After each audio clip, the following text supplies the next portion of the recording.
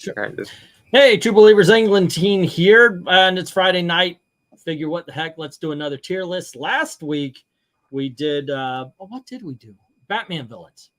And I figured what the hell, let's continue the tradition for this Friday night as well, and came up with all 60 Marvel movies. This includes the Howard the Ducks and all the stuff before the MCU.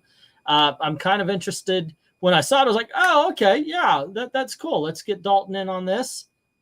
That's because we've just been working all day, I guess. All day long live streams, yep. But started with Pinocchio, then did a Disney news stream, and now we are tier listing all of the Marvel movies. And even after this, I have a review with Puppetine to do of the last episode of Sandman. So okay, so anyway, also by the way, if you are interested, I'm looking mainly for somebody who is a little bit more calm about movies and such. If you want to jump on and help us talk about it, that's fine. If you're just, oh, I hate all MC, blah, blah, blah, I don't want to hear it. Yeah, let's not get into the MCU conversation. Right. We can have a conversation here, and that's basically what we're going to do as we go through these.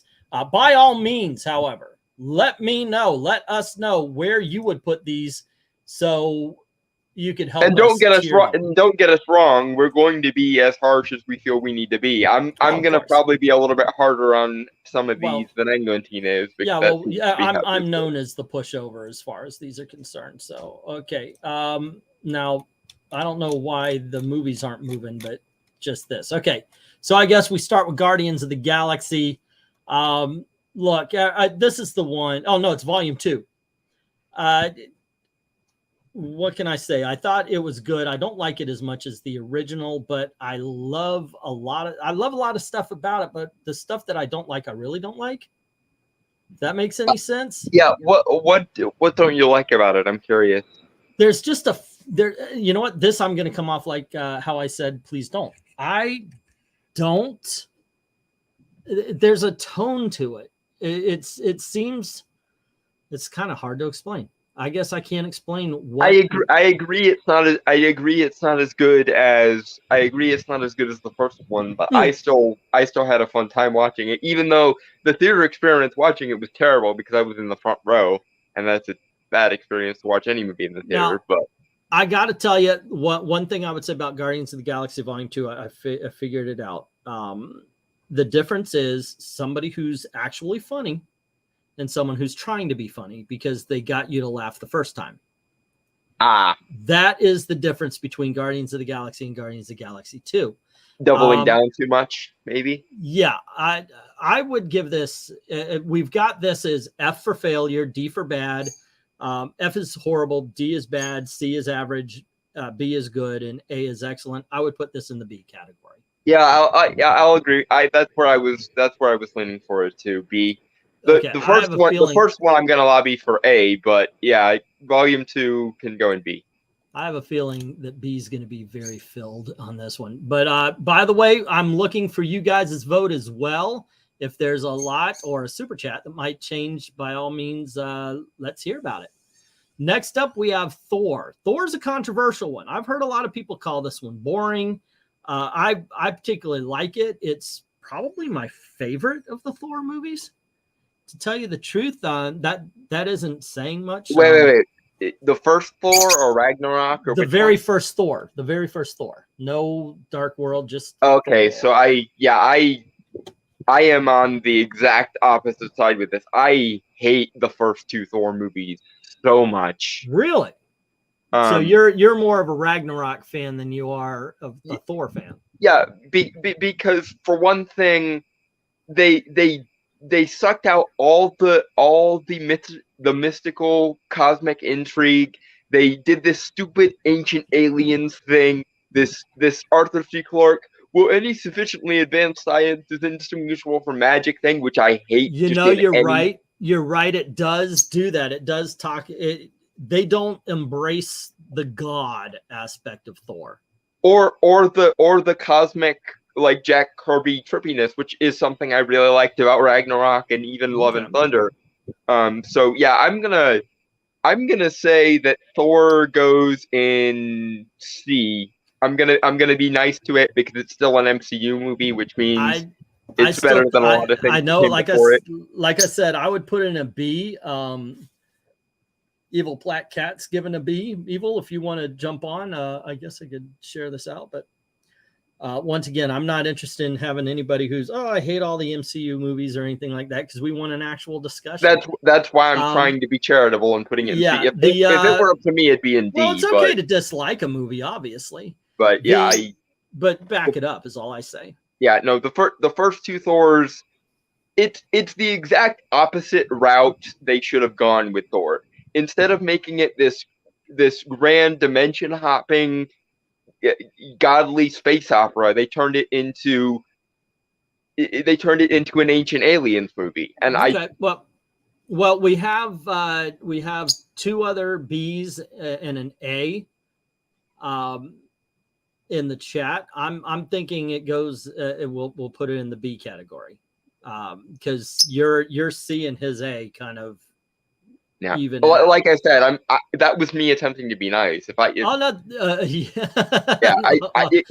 goes in D if I'm gonna. Okay, well there you go. Next movie that you don't like, you slit its freaking throat, sir. Okay. Yeah.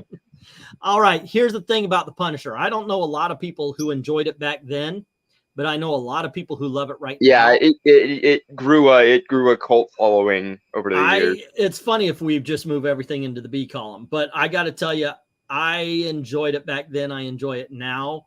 The thing is I don't think it's a great film. I put it in a C. I put the Punisher as a C. See, I would have been willing to be charitable because I'm well aware that the Punisher is the furthest thing from my character. This is the thing. This is why I was harsher on Thor, because I consider Thor to have more potential because it is more upscale.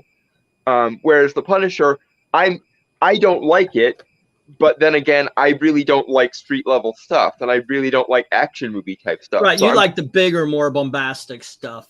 Like the here's the thing. Metaphysical weird stuff. So I was willing to be charitable to the Punisher and kind of put it in somewhere. Okay, where would you put it then? I'm fine with it being in C, just because on general impulse, I think most things before the MCU belong in C somewhere. So I guess I'm agreeing, but I would be more charitable to Punisher on the grounds that I know it's not selling to me, and so I'm not going to judge it on my terms because I know it's not selling. It's the Thomas Jane Punisher. Jay Kazel is saying he's putting in B because he likes Thomas Jane. I like Thomas Jane. I think Thomas Jane in the TV show, you've got yourself an A. But unfortunately, Thomas Jane had to deal with this story. I like John Travolta as the villain, even. It's just this story. It didn't feel well. Some early 2000s are going to make it up there. Yeah. Please don't put Spider Sam. Well, we'll get there. We'll get there. But that's where I stand. I would put it as C. We got a B in there. So yeah, I guess C wins. If we get more votes on it, maybe that'll change. But for right now, C. Next up, I'll put it in C. And can I get a link? Here you go. This is for Black Cat. Once again, we don't want a lot because this will take forever and a day. Black Cat, come on in. I know he's pretty even keel as far as this stuff is concerned. We need the middle guy, because you're the hater, I'm the lover of all things. You're the hater of all things, and we need an even. I'm not that mean. I just have high standards, is all I think. I know. I'm just kidding around, man.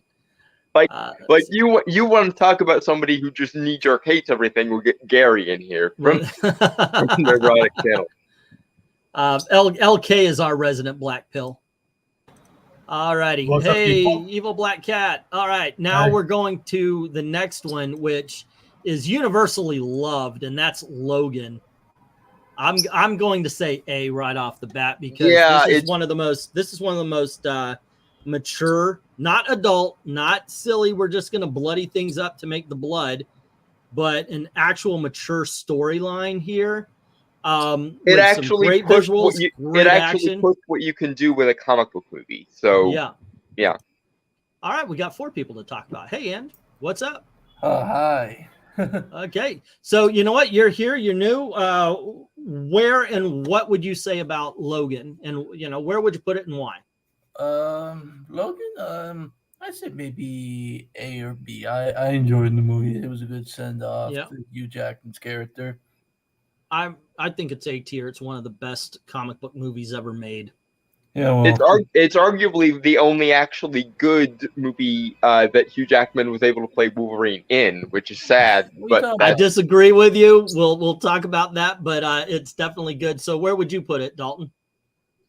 I think it belongs in A because it actually moved the art form of comic movies forward without uncomic bookieing them. Like it's still very much a pulp movie. It's just a pulp like action western instead of a like straight up comic book movie, which is good because the greatest thing about comic books is they can include multiple genres. Okay. So why shouldn't comic book movies also? How about you, Black Cat? Where do you put Logan? I would put it in A. All right. Like it's not that S tier because it's not like. England team doesn't include the S because he's still going off of grading rules. We're not. Yeah, I took the S off. I thought that was kind of silliness. So all right. Yeah. So A tier. I thought 10 slots for like A-, A+, that kind of stuff. That's just a little bit too much. MK is asking, this is the entire Marvel in general. This is everything with a Marvel character in it, basically. It's 60 movies that we're going to be talking about tonight. Which presumably will also include the 70s ones. Hopefully we haven't seen any, but hopefully we will see Wooten as Doctor Strange or Hooten, whatever his name was. Yeah, Peter Hooten. That is going in F, or I'm shooting someone. All right, that is the best Doctor Strange portrayal ever. I just want to let you know I'm going to kill you. You will die screaming for that. 9 lives, bitch. Okay. What'd you say there? Hold on, guys. What'd you say, Andrew? I was wondering, when it comes to the superhero movies, I'm very picky when it comes to certain Marvel movies. Okay, like I said, so long as you're not a black pill, that's all we're caring about. We want actual we want to talk. We actually want discussion rather than just rather than just knee-jerk hatred. And so you're not let me alone, put this my friend. I have a lot of rules too with regards to these. Anyway, next one. I hate the way this is designed because I've got to roll these up. So we got our first A. Next up, we've got Iron Man. I already know my pick for this. Okay, tell us your pick for this. S tier. Okay, so obviously it's going to go to A for you. All right, why would you put this in A? I said S. Yeah, but I don't have that. I didn't. Yeah, he doesn't include the S tier. Oh, okay. Well, basically because I think this was a good starting point to the MCU. Robert Downey Jr. is perfect casting for Tony Stark. It's one of the great superhero origin stories, alongside like Spider-Man, Batman Begins, and it's got great action. And it's a good, and that's why. Okay. How about you, Black Cat? Where's it go for you? A tier as well. Like, basically, it introduces the character. It gives you the concept. It gives you his backstory, why he wears the arc. So for an origin story, it does its thing. It's entertaining, and it has the villains. It has the guy you don't like, but you still root for him, which is Iron Man's personality. So it gets that right. I would put it in A. Okay. Dalton? C. B? C. C. Holy shit. Why do you put it in average? For exactly the same reason that that Andy said put it in A. It's only the starting point. It doesn't go all the places that comic book movies can go. And we're grateful to it for starting the ball rolling. As its own movie, though. As its own movie. Again, it's in the camp of it's a character and a part of the world that I'm not really that interested in. So okay. To explain my reasoning a little bit better. When I rank the MCU, just the MCU, when I rank the MCU, Iron Man and Ant-Man are both on my baseline. As in, anything lower than Iron Man is bad. Anything higher than Ant-Man is good. So I would put Iron Man and anything above Iron Man is average to good. That's an interesting take on things. Because it's the starting point. It's zero. Well, like yeah, but it's still you a have good movie to in its improve own on right. it to be good, and you have to do worse than it to be bad. So, but it's a good movie in its own right. I'll tell you what, me and Andrew and Black Cat are getting outnumbered here anyway. But I think it's A tier, and I love the fact that it was filmed on film. It's got a deeper look than most Marvel movies do. Obviously, RDV hits the ground running. Awesome freaking characters. The final battle is one person against another. It isn't a, hey, here's a whole bunch of nameless, faceless goons we're going to beat up. So there's not an army of indescriptible villains. We have a good personal fight. And that's one thing. Everything, the stakes are there in this movie that kind of get lost even by the end of this trilogy. We'll talk about that later, I'm sure. But overall, I got to tell you something. Yeah, this is a strong film. That's why I would put it in A. However, I've been looking, and B for Jim Sorensen. He says B+, but it's still a B. At least we've got, I guess now we've got 4 A's and a B for, let's see, a B for MK. Austin says a B. Drat, wish I could have caught that. Love the live readings. Oh, okay.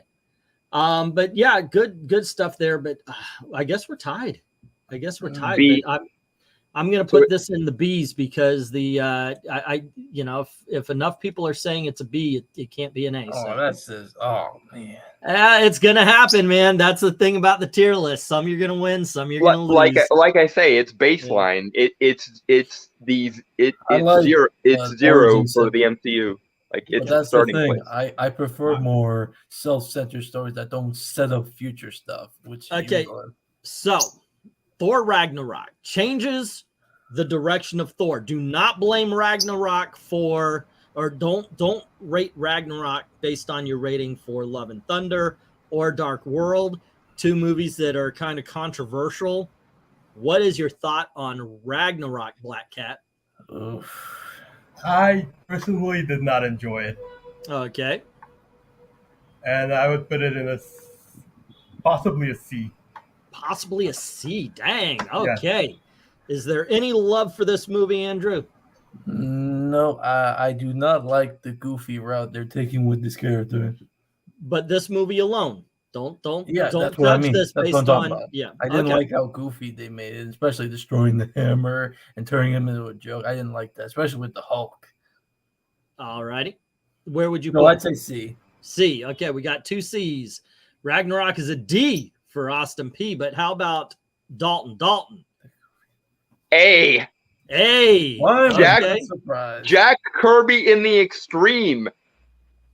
Thor isn't some kind of ancient alien space Viking. He's a god who is influenced by Jack the King. Everything is psychedelic. Everything is neon colored Kirby. This is what Thor should have been from the get-go. I can't argue with that. That's actually one of the best things about Thor Ragnarok. Is the fact that it looked like a Kirby film. Yeah, I will embrace the comic bookiness. Don't fix it. This is a hill I will die on. Thor Ragnarok looks like a Jack Kirby comic book, and I will absolutely praise this movie for that. It's everything else. I think is weak around here. The problem with the movie, however, is the fact that there are no stakes, because every time something happens, there's a freaking pithy comment or something to underplay it, or a stupid comedy joke. That's what I'm saying.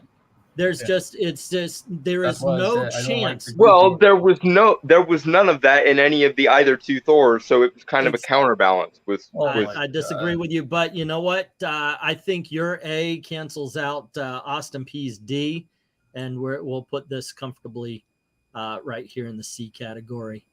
Okay, so let's see. Blade with Wesley Snipes. All righty, Dalton, you get to start this one. C. C. Why would you put this as a C? I think we're gonna hear the same comments from this guy that he doesn't Come on, hey, don't disrespect. Argue the movie, not the person. That's one of my rules. Much as in the same way as I was with Iron Man, it's a good starting place, but the genre has grown and matured and moved on. No, don't. Okay, here I'm gonna call the rules here. You gotta grade the movie on the movie, not the genre, not the industry, not everything else. Because here we're gonna say, okay, look, you can't say any other movie that ever starred a superhero is good, because in all honesty, Batman 66 started it.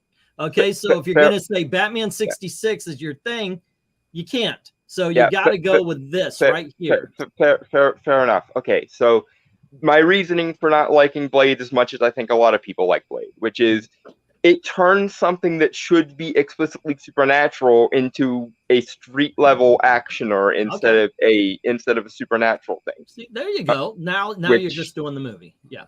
Which again, I get that it was the early 2000s. I get that some of the like genre rules at the time was you have to uncomic book as much comic bookiness as you can. I get that that's the rule, but it was a stupid rule, and it made what could have been a really badass.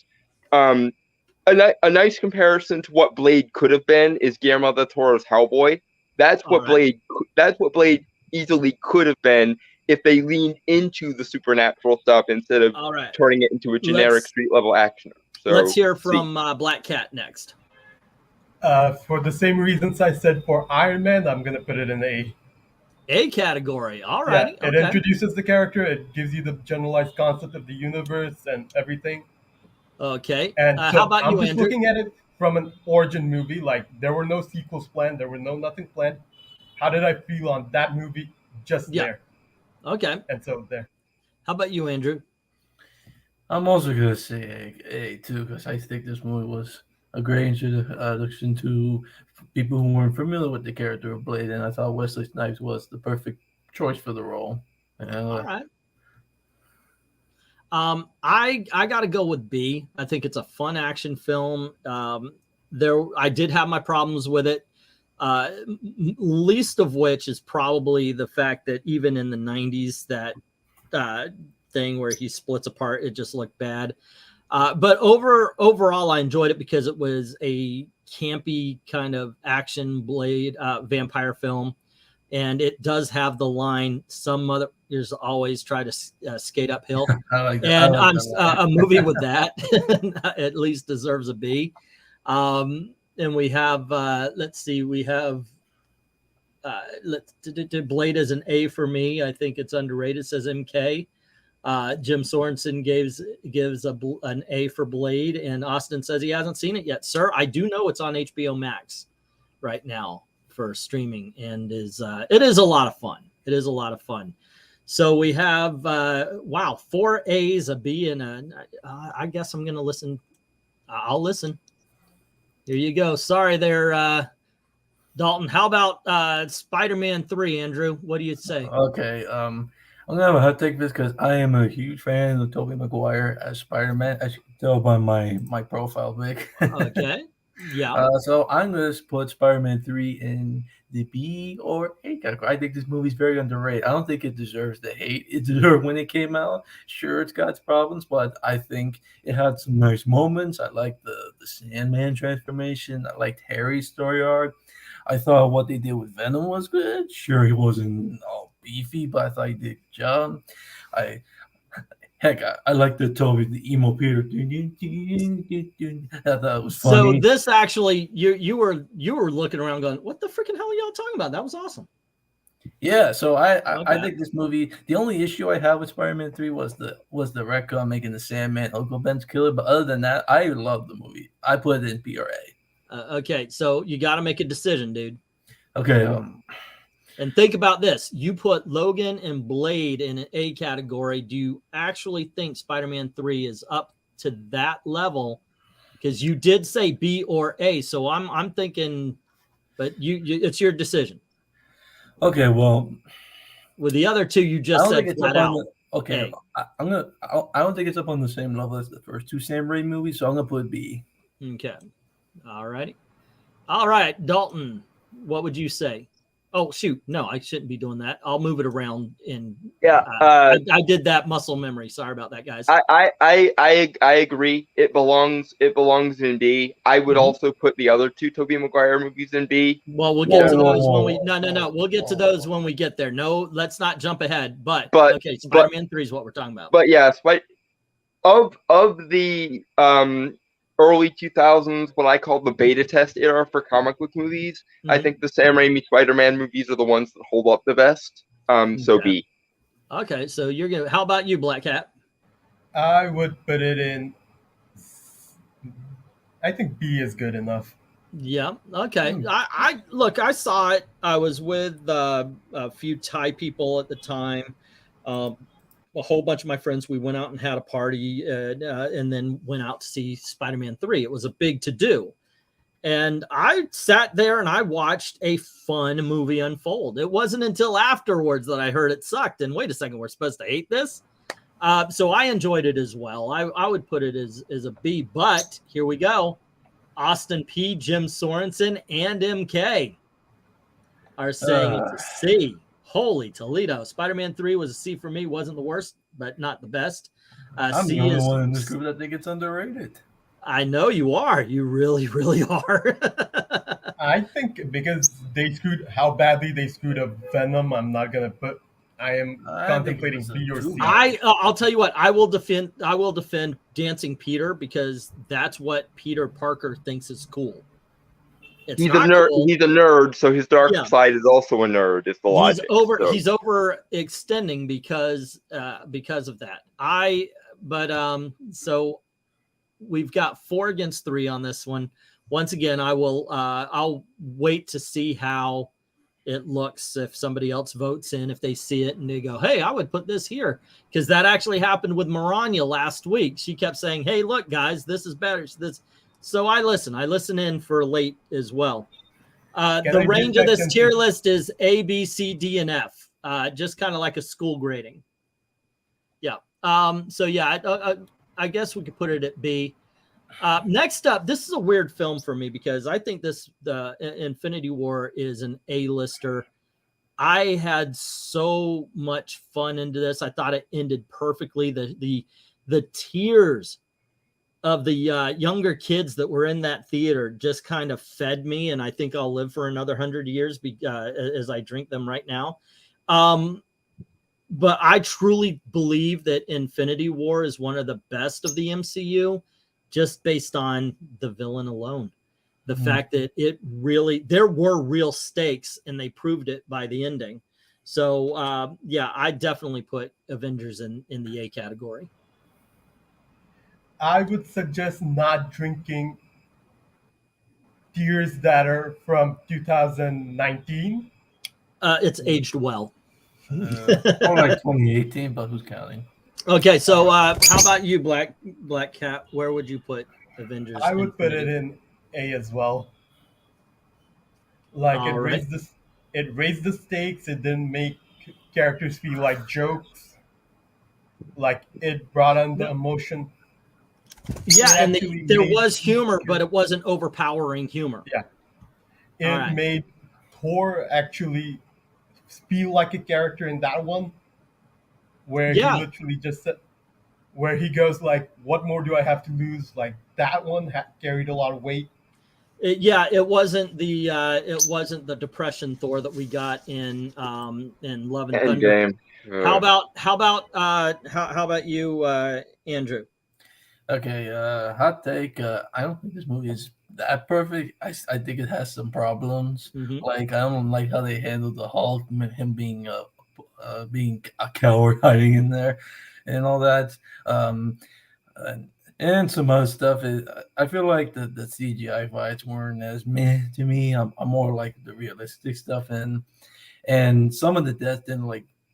When I first saw it, it hit me as well, like, because I'm not a fan of Tom Holland as Spider-Man. We'll get to that later. Okay. And but like I said, it's a good movie, but it has some problems. It's not perfect. It's like because like I said with the Hulk, I'm more of a fan of the Edward Norton take on the Hulk. All right. So where would you put Avengers Infinity War? Not Avengers Endgame. That's coming later. We're talking about Infinity War. This is tough for me, but since I said it's not perfect, I'll say A or B. You're doing it again, man. Where would you put it? Okay, I'll say I still enjoyed the movie, but I still enjoyed the movie, but it's not perfect. It's got problems. B? I said A. A. Okay, A. All right. And now the reason why I saved this for last is because Dalton, I think, has the hot take here. Oh boy, was it this time? I love Infinity War. It is probably it is probably the best of the entire MCU up until this point, because it has everything and it's not afraid to add new things. I mean, we went to freaking Nidavellir. I always assumed that would be kind of this mythological thing that would linger in the background and we never actually see it.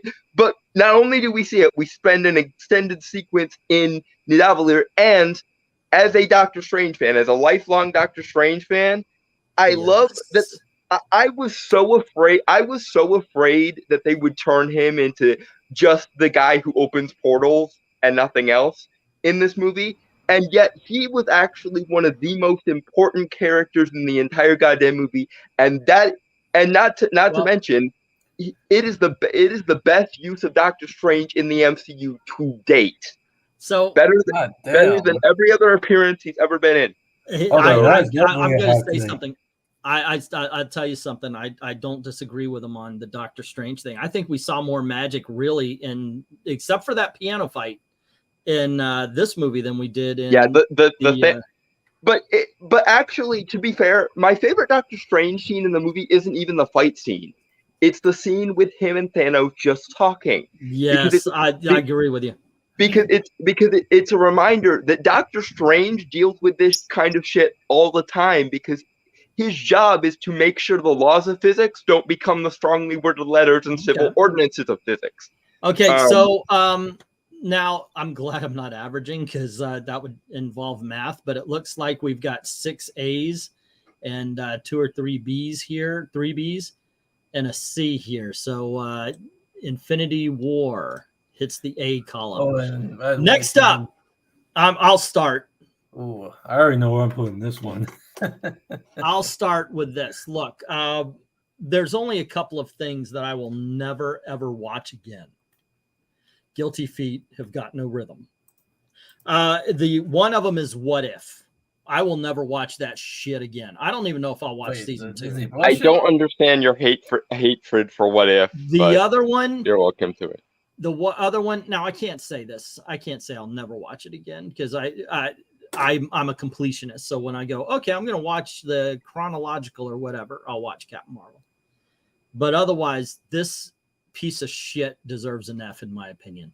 And here's the reason. I'm going to back it up. I'm going to back it up. Okay. I'm not just going to, okay, Brie Larson. I don't give a what Brie Larson said. As far as this is concerned, Brie Larson doesn't matter. What matters is Captain Marvel. What matters is what happens in the movie, not what happens in the outside for this discussion.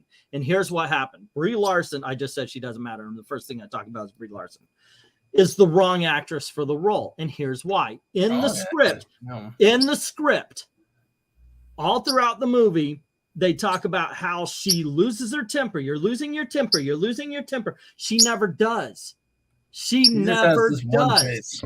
Yeah, now look, I think Brie Larson can be a very good actress, and she's earned herself an Oscar.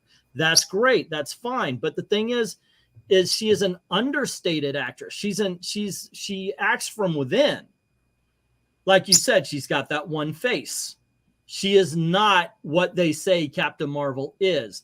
Also, when you take into account the fact that she begins the movie by beating up an entire ship full of Skrulls, and then she ends up just beating up more ships. She is never in danger at all, not once. That's why I'm giving this movie an F.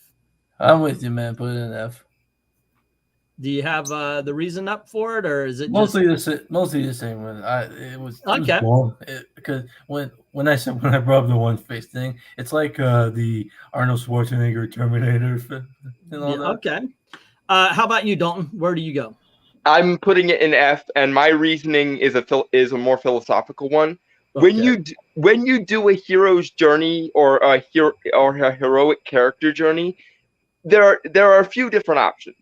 You can go the arrogant person gets brought down a peg. That's your Tony Starks, your Doctor Stranges, those type of characters. Or you can do the already good but weak and powerless character finally catches a break. That's your Captain America's, to some extent your Spider-Man's, so on and so forth. All right. So on and so forth. With Captain Marvel, the main philosophical problem with Captain Marvel is they tried to make it sympathetic to have an arrogant character whose arrogance was validated. She didn't go through the character building fall like a Doctor Strange or a Tony Stark. Yeah.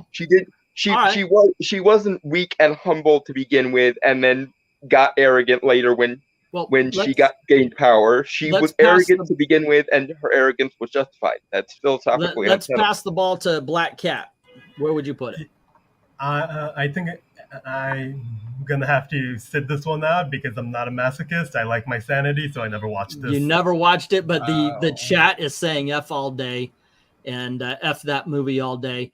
Okay, now we come up with one of the most hated Marvel films, and I'm gonna start here. And I'm going to say I don't put this in the F category, and here's why. This movie is so bad, I find it entertaining. My grade for this is a D. It's a horrible, horrible movie, but for some reason, I'm drawn to it. I watched this. It was on TV one time. We were at a hotel during a hurricane. It was on TV, and I actually stopped and watched every bit of it. It is so fascinating to me, this movie. It is a bundle of bad decisions mixed in with some great potential that I got to give it a D. I understand it's a bad film, but I just don't hate it enough to give it an F. Black Cat, where would you go with it? I will say the same thing I said about Captain Marvel. Never saw it. Okay. No. And Andrew, right? Saw it once, never saw it again because I like the Tim Story Fantastic Four from 2005 more. Okay, we'll get to that one, I'm sure. How about you, Dalton? I'd say F. You're going to go F? Good. Okay, Dalton. We talking about Fan-4-Stick? Fan-4-Stick. D. D. So we got 3 Ds, 1 F, and a whole bunch of never saw it.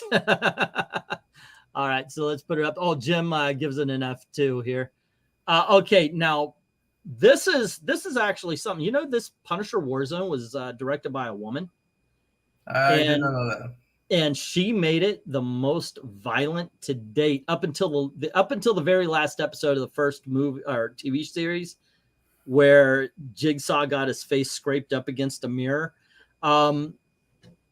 I enjoy this one. I put this one above the Jane movie. This is a solid, definitely a solid. Ray Stevenson over Thomas Jane. Wow. I know. I said I put the movie over it.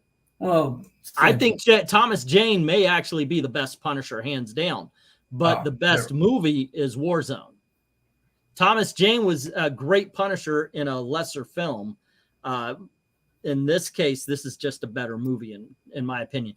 It embraces the violence of the Punisher. It embraces the campiness of the Punisher too. And yes, I do think it is. I gave it an F once they decided to make Clobber in Time the phrase his brother used to abuse him. Yeah, that was weird. I remember that. Yeah. So where do you stand with the Punisher there, Dalton? It's very similar to what I said earlier about the first one. Mm-hmm. I'm well aware that Punisher is not selling to me because I don't like street level and I don't like action, like shoot 'em ups or action punch everything. So I'm just gonna quietly put it in B because I'm well aware that I'm not the audience for the Punisher, and we're just gonna move on, and I don't care. We got 1 C from MK, and how about you, Black Cat? I would put it in a B. A B. All right, let's move it up to the B's. I knew the B category was going to get full because, hey, look, we're superhero fans. We like superhero movies. And talking about liking superhero films, you see I'm moving this over to the A because we're going to talk about Spider-Man 2 now. This was for the longest time. Spider-Man 2 was considered the best comic book movie. Wrong Spider-Man 2. That's the Andrew Garfield one. Oh, fuck this movie. Okay, so let's go all the way back down. I'm going to give it a D. I was like, oh, okay, no, you're right. That's the Andrew Garfield. Yeah, this was a mess of a film. Not as bad as a lot of people say, but it was a mess of a movie. The only, in my opinion, the only actor in that movie I enjoyed was Emma Stone as Gwen Stacy. Yeah, well, yeah, she's pretty good, but Amazing Spider-Man 2, that's the problem. It was just it tried to be the start of a franchise. Sony was trying to make an MCU without any care about Marvel characters or the world they inhabit. Look at what Iron Man did. Iron Man was its own movie, and there was build it and they will come. There was one line at the end, and that's all of the world building you need. I'm here to talk to you about the Avenger Initiative. Yes, and Spider-Man 2 was like did the same thing, the same problem that Batman versus Superman had, where it decided it was going to build the entire. We don't actually care about these characters, but we have to build the cinematic universe because that's profitable right now. So I'm giving this one a D. Black Cat, where do you stand? I would say D as well. D? Okay. Yeah, like they really weirded out the Green Goblin and everything. Alrighty. Yeah, he's no Willem Dafoe. Okay, Andrew, where would you put this one? Since I'm more of a fan of Tobey Maguire's Spider-Man, I'm gonna put D. That doesn't mean you can't be a fan of the other ones. You just like Tobey. I mean, I like Tobey Maguire, but I do also like Amazing Spider-Man. I have my reasons, but I'll explain later. Sure. All right, where would you put it though? It's a really bad movie. D. D. Okay. Dalton. I was gonna put it in C, but I'm fine with it being in D, just because while Andrew Garfield was could have been a decent actor for Spider-Man, they never gave him anything to do in his Spider-Man movies, and nothing in the world he inhabited was interesting. The only thing that was even interesting about the first Amazing Spider-Man movie was the relationship between him and Flash Thompson as this kind of bully, but in a very realistic, sympathetic way. Like it's funny to me that the worst Spider-Man franchise has the best Flash Thompson in it. Well, I'll take Joe Manganiello. I wouldn't want to fight me neither. Yeah, we're basically getting we're almost a consensus. MK is the only one that said C. Spider-Man 2 Amazing. I would have been fine with C as well, but D is fine too. I'm not really gonna fight for it. I already know where the dude with the hat's gonna put this one. Avengers. That's Dalton, by the way. Avengers Civil War. All right, Andrew, we'll let you start off on Civil War. Okay. Okay, so since I've been pretty a little mixed on recent MCU movies, but when it comes to Civil War, you're only rating this one. I know. When it comes to Civil War, I thought it was a good movie. I did like some of the fight scenes. It did introduce Spider-Man, even though it's not my favorite version of the character.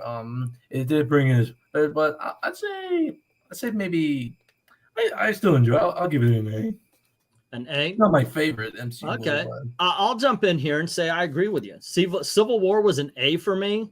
I think, as a matter of fact, I was having an argument with somebody about the Oscars, and they were talking about, well, no, you can't put Marvel movies, serious thing. I was like, bullshit. Civil War. Yes, they are. Civil War is about the destruction of family. In this case, you got two brothers. You got Steve Rogers, you got Tony Stark. And because of their moral outlooks, much like the regular Civil War, you have brothers on opposite sides because each one believes themselves right.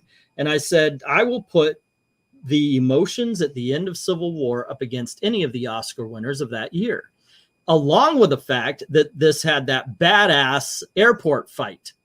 And I don't know anyone that didn't freaking cheer and just go, oh, when Ant-Man turned to Giant Man. It's also a movie about individualism versus security. That political. That's brought up in another movie I'm sure we're going to talk about. But this movie is an A to me because, like I said, I think this carries everything. It's a summer crowd pleaser with a deep story. So I put this in A as well. Let's go with you, Dalton. Where would you put Civil War? I'm putting it in A because again, while it's mostly street level, and that will always knock it down in my estimations a little bit, it is much as with Infinity War, the movie not being afraid of its comic book roots. It's being willing to go to the absurd length that comic books are supposed to go. So A. Okay, Austin P is saying B. Omar Harris is saying A. MK saying B. And Jim is saying C. Better than the comics, though. Anything's freaking better than the comics. So yeah, that's the other thing. They managed to improve. They managed to actually improve on the source material, and there is rarely, if ever, a case where you can say something improved on its source material, but Civil War managed it. Cat, well, I will say, hold on, guys. Black Cat, you're the top here. Yeah, I would put it in the B. Okay, and so Civil War. Andrew, we tried. We gave it our all, but it's in the B. That hurt. Yeah, it does. Civil War should not be in B. Dang. A few things that wreck it for me is that this isn't in an established universe. Like, at any point when the Avengers were being reprimanded, no one would say, "Hey, we destroyed half of New York. You guys tried to nuke it." Okay. And then there was that thing about Zemo's plan made no sense. Like, he was going to break the Avengers from the inside out. Yeah, I'll give you that. Zemo was completely useless in that movie. If Tony didn't show up, what were they going to do? They just delete that file and walk away. Okay. Well, the other thing is Civil War doesn't really need a villain. The actual disagreement, the actual policy disagreement between Cap and Tony is enough. It doesn't need the other. Let's move on to the first Avengers. Black Cat. Since you're talking, I'll let you go first.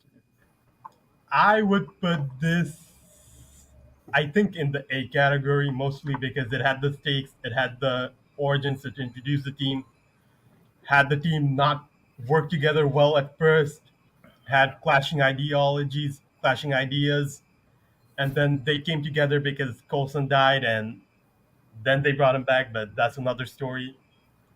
I would say A. Okay. Oh, and to answer Omar Harris, I just have it like school grades on this one. I just thought that it was getting, I looked at all the stuff. I was like, you know what? We can simplify this, make it a little easier here. And so I just made it A, B, C, D, and F. S tier probably would have made this a little bit easier, and it would have made things less cluttered. But I understand why you got rid of it. Okay, yeah, maybe next time I'll know. When we do DC movies, I'll know. No one's gonna be in S tier in the DC. Oh yeah, Superman 2, we're talking about all of them. Batman 1989, Tim Burton. Yeah. So anyway, look. I'm old enough to remember when this was in theaters, and I remember the feeling that I watched when I watched Avengers. I'm trying to, and that's what I'm asking. When you're grading movies in the chat and all that, and when you're grading movies in the panel, obviously, just look at that one movie. And a lot of this I do put in some sort of historical context. And I just remember a hell of a lot of cheering. This movie had me jazzed from damn near start to finish. I loved I love the way that each character was represented. Even though now we have the Avengers, this felt like it was exactly what it was. It was an exclamation point on the first, 4 or 5 films. And the first phase, yeah, it fit. And I got to tell you, this is an A tier film in my opinion. Actually, I think I'm going to be that way for some of the Avengers movies. But yeah, that's where I would stand. Did anybody else? Black Cat, you got a chance to talk on this one? Dalton? I'm putting it in A because it was probably the most like zany and out there movie in the MCU at this point, and also like it was the first sign of much like what you said, it was kind of this thing of like, yeah, they're setting up a universe, but there's no way they're actually gonna. Oh no, they actually did it. Now, granted, it's less impressive than something like Guardians, which did in one movie what it took 5 movies for Avengers to do. But it's the first sign of things to come, and it's the first sign that actually this whole interconnected universe thing can work. So, A. Okay, Black Cat. I want the You Need Andrew. Say what? Oh, okay. Andrew didn't go yet. I'll also say A because I remember seeing this movie in 2012, and I love it. Was the best movie 2012, and the one shot I remember coming out of that movie was that 360 shot where they're all when you see them in the circle in New York. That's the one shot I remember coming out of that. The movie. One that always impressed me was Black Widow running from the Hulk. Oh no. And there's a scene before that happens. Even both of them fall to the ground, and she just kind of goes like, calm down, just and she realizes that ain't happening. I think Scarlett Johansson nailed that scene. It's very quick, it's very simple, but it says everything. She knows. Well, if I were to make one hot take, and that is that I wish that they didn't recast the Hulk and I wish they kept Edward Norton. Okay, but I also loved the scene where he couldn't pick up Thor's hammer. That was awesome. Let's see. Avengers is A for me. It's my favorite MCU, says Austin P. It's one of my favorite movies of all time. Jim Sorensen, A for Avengers. Let's see. C for MK. Because I hate all good things and puppies must die. That's what MK says. I was about to say that can't be a serious grade for Avengers. Omar is saying, I really love this movie, but this is the start of Marvel injecting comedy where it's not needed, says Omar. Okay. It's a comic Avengers book movie. When I was 13. I get it. I'm old. Yeah. Holy Toledo. Omar's going, man, you make me feel old. I was 28. I was 42, mother. I was a junior in high school, so I would have been 16. Oh my gosh, we get it. You guys are young. All right, it looks like I think I was 17. It looks like this is going to go in the A category. I want to start with this one because I want to be completely honest about this film. When I first saw it, I did not like it. This movie has grown. The Ant-Man movies might be my second favorite franchise, as a matter of fact. I love them. They are heist films more than they are superhero movies. The last one was more farcical, and it reminded me of What's Up, Doc? I know that might be a turnoff for a lot of people, but for me, it was just dead freaking on. I love the Ant-Man franchise, and I love the Ant-Man and the Wasp. However, this isn't the best, and it's not as good as Infinity War, Avengers, and such. I would put this in the B category. But let me hear from you, Andrew. Where would you put it? It's been a while since I've seen this movie, but from what I remember, all I know is involved in the quantum realm and the ghost figure. But I think I'll put B too. Okay. MK saying B, but Austin says D. How does Dalton feel about Ant-Man and the Wasp? C. The Ant-Man movies are just average. Like, they don't like. I will give it that. Ant-Man and the Wasp had the quantum realm, which was an interesting thing. Granted, they did absolutely nothing with it in Infinity War, but that's nothing here or there, or Endgame rather. But C for me. The Ant-Man movies are just average, and that's what C is for. So okay, that makes sense. That makes sense. Black Cat, man, where do you put this? I would put it in C as well. Oh, you're hurting my heart. Tell me why. Mostly because it was good, but it wasn't that memorable. I think the first one did it better, and again, some of the jokes kind of undercut the seriousness of that. Okay. Like, there was this life and death chase, and it is truth serum. Like, that scene just made me cringe. Okay. Now, in the chat, except for MK, everybody was was a C. Austin said D, so definitely we have to move it to the C category and then move on. And I want to hear from Dalton about Spider-Man Into the Spider-Verse, sir. Dang. Wait, you're... I have more knowledge on Spider-Man than... Next up, that's the next movie, Spider-Man Into the Spider-Verse. Well, I know. I mean, Into the Spider-Verse is okay. I wish you had started me on Doctor Strange, which I can see from here, but that's well, not we're getting there. Okay, well then we'll let Black Cat start. Into the Spider-Verse, Black Cat. I would put it in the A category. Okay, and what's your reasoning? All right, so it introduces Miles. It has Miles Morales. It has Peter Dye. So he is he has powers, but he doesn't know what to do with them. He is unsure what to do next, what happens to him, everything like that. And then he gets this mentor, and there's this journey where he's learning from people. And when what is his uncle's name? All right, just his uncle. Prowler.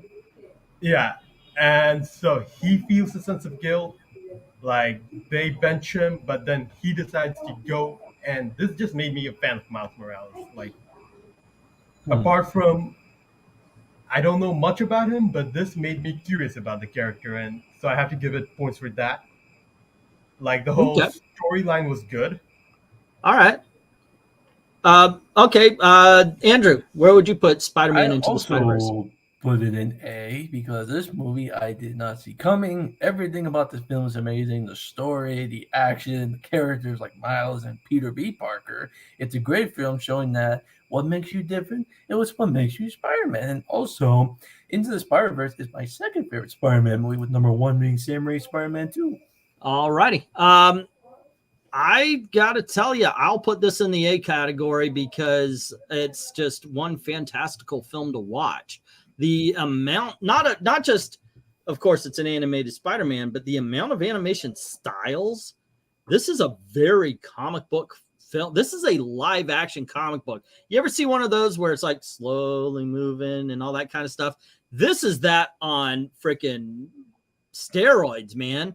It's got a decent story. It's got great freaking animation. The plot, there's not a lot of plot holes. It's just, and it's a quick paced film. I really loved freaking Into the Spider-Verse, man. So I'm giving it an A. Dalton, where do you stand? I'm giving it an A because it's probably the best Spider-Man movie yet. And given that we've had 3 separate franchises, several of which cross over with each other now, that's saying something. So, and of course, it's Phil Lord and Chris Miller, and I am convinced that they could do no wrong because everything they touch and are allowed to touch. Thank you for removing them from it, Kathleen Kennedy, with regards to Solo. But I know, don't you want to see their version of Solo? Yeah, now? their version of Solo I actually watched. But yeah, Phil Lord and Chris Miller are amazing, and they can do no wrong as far as I'm concerned, or at least as far as I've seen. And this might be the best Spider-Man movie so far. So okay, so Omar Harris is saying I don't even like Miles Morales, and I think that movie was an A. Lord and Miller have an amazing track record in the animation Lego movie Mitchells versus Machines. By the way, I highly recommend that movie. And Nova's saying A for Spider-Verse. It's a really amazing movie. Austin P says Spider-Verse objectively as a movie is a B, but personally, I hate the idea of the Spider-Verse and Miles Morales. I hate the music. The animation was great. Wow. It's a D personally for him. But I've been counting them up, and we've got 6 on the A side. So I'm gonna be moving this up there. But I just want to say I think the best Spider-Man movie is Sam Raimi's Spider-Man 2. Yep, but that's you said me. Yep. Okay, I'll start on Guardians of the Galaxy. I think this is the last of the actual movies made by Marvel. By that I mean it. No, well, let me explain. There, at a certain point in time, Marvel movies started looking homogenous. Like they're different stories that happen in the same universe. They're all the same story, if that makes any sense. Each a different chapter of the same story. I think Guardians of the Galaxy was the last movie to look like its own entity. That being said, I've got to review the movie itself. And I thought this was a perfect blending of action and humor. We got to know characters who, just by their appearance, when they do joke around, it fits. They know this movie is ridiculous, and they go for it. And by doing that, they make one of the more personal and dramatic films around. However, I do have to fault this, not for the other movies, but for the fact that this one has a generic battle at the end. They're not fighting Ronan the Accuser. They dance off with Ronan the Accuser. The big old battle is with a whole bunch of nameless faceless ships. That's the one downside I would give it. That being said, I got to put it in the A's. All righty. How about you, Dalton? I love this movie so freaking much.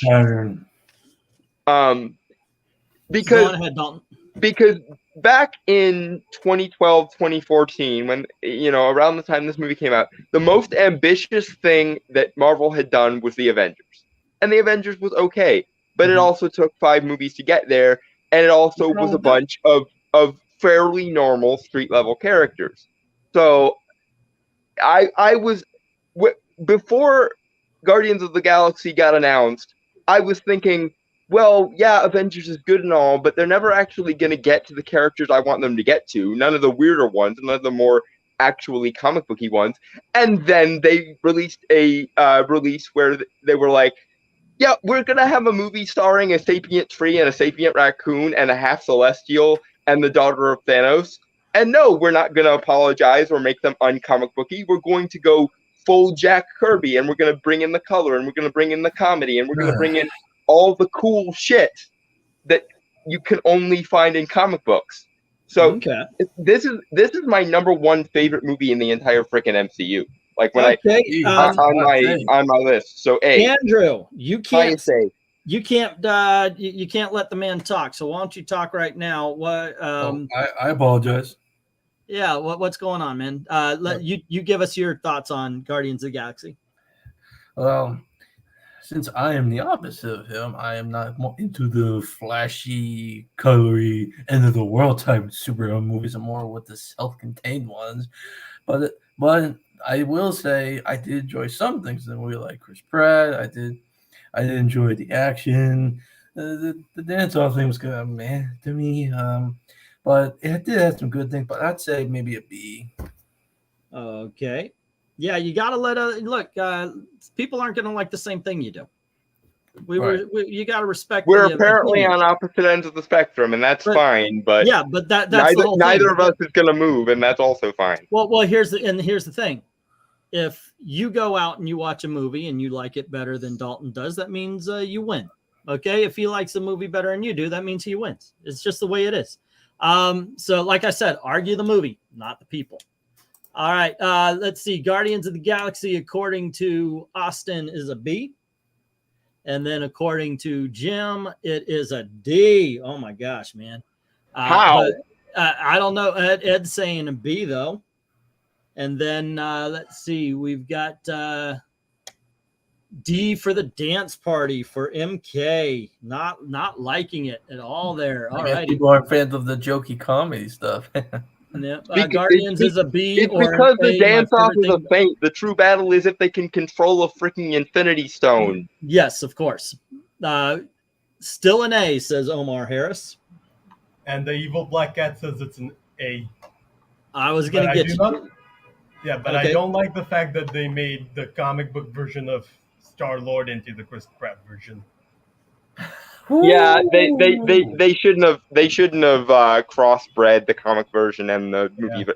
But I'm glad everyone loved the movie version. But I'm kind of hoping they give us a Ravengers movie and they make since they made the Ravengers the original Guardians 3000 team, and then we can have our actual Guardians movie. Let's see. If you want to fight him, a great movie, terrible villain, still an A, says Omar Harris. I got that down. Nova says Guardians a B or A. My favorite thing about it is it doesn't feel like an MCU movie besides the overuse. That's what I mean by it seems like it's still its own animal. This is, however, where they learned that, oh, jokes. Okay, yeah, we'll put a lot of those in. If you guys like jokes, we'll put it. Yeah. Yeah, it's not the jokes, it's the tone and the content, i.e., go weird, goddamn you. Alrighty, I only like Kurt Russell in some moments. Chris, Kurt no, we're Russell talking about this is the first one. This is the first one, Vic. We actually already did volume 2, funnily enough. Okay, judging by, however, it looks like the A's have it with 5, so we're gonna put that right there. Okay, Dalton, you wanted to start Doctor Strange, the first movie. Go. God, I wanted to love this movie, but I so did not. See, the funny thing is you and I have talked about this, so I know it's like, oh, it's Dalton. Dalton's going to talk really good about Doctor Strange. I knew this was coming. Go on. Yeah, ahead. but no. Here's the thing. Doctor Strange is my favorite Marvel character. Yes. Period. Always has been. Probably always will be. But the thing is, they massacred my boy. What? They let him talk, and then you get a chance to later. All right, that's the Doctor Strange is supposed to be a scholar. Is supposed to be a mystic. Is supposed to be a monk. They removed every his mannerisms and personality are supposed to be based on Vincent frickin' Price. They removed any semblance of intellectualism from him. They turned him into a copy of Tony Stark, and honestly, for all the praise that the visuals got, compared to the psychedelia-infused comics, compared to the other dimensional nature of the comics, weaponizing Inception is a rather slow-pitch concept, my dudes. Alrighty. Like the folding buildings thing was kind of lame when Inception did it to begin with, and then you just copied it. Given that you had all of the psychedelia-infused flower power stuff you could have pulled from Doctor Strange, given all the gothic horror aspects you could have pulled from Doctor Strange, given all the hammer horror mysticism you could have pulled from Doctor Strange, this is the best you could do. Come up with a letter grade. I've got it. We've got other people. D.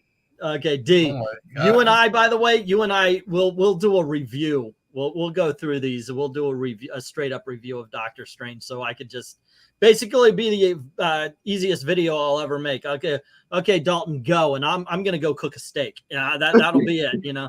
All right, so you got a D on it. Black Cat, what's up? I would put it in the B category. All righty.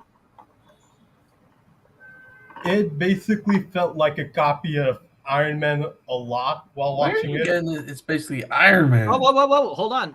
This is Black Cat's review. You're gonna get yours next, all right? Yeah, but just boring.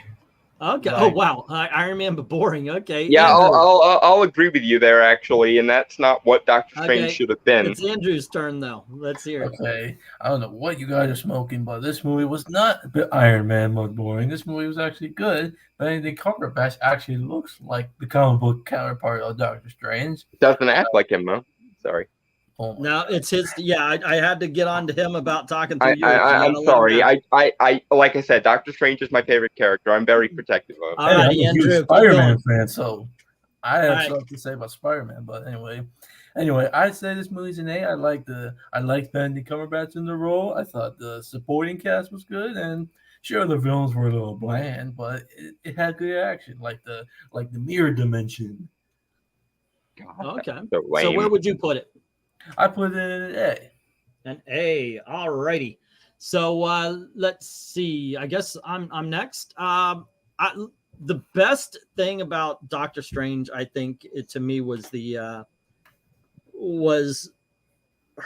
the freaking Ancient One sent him off into the universe, whatever it was. The mirror dimension.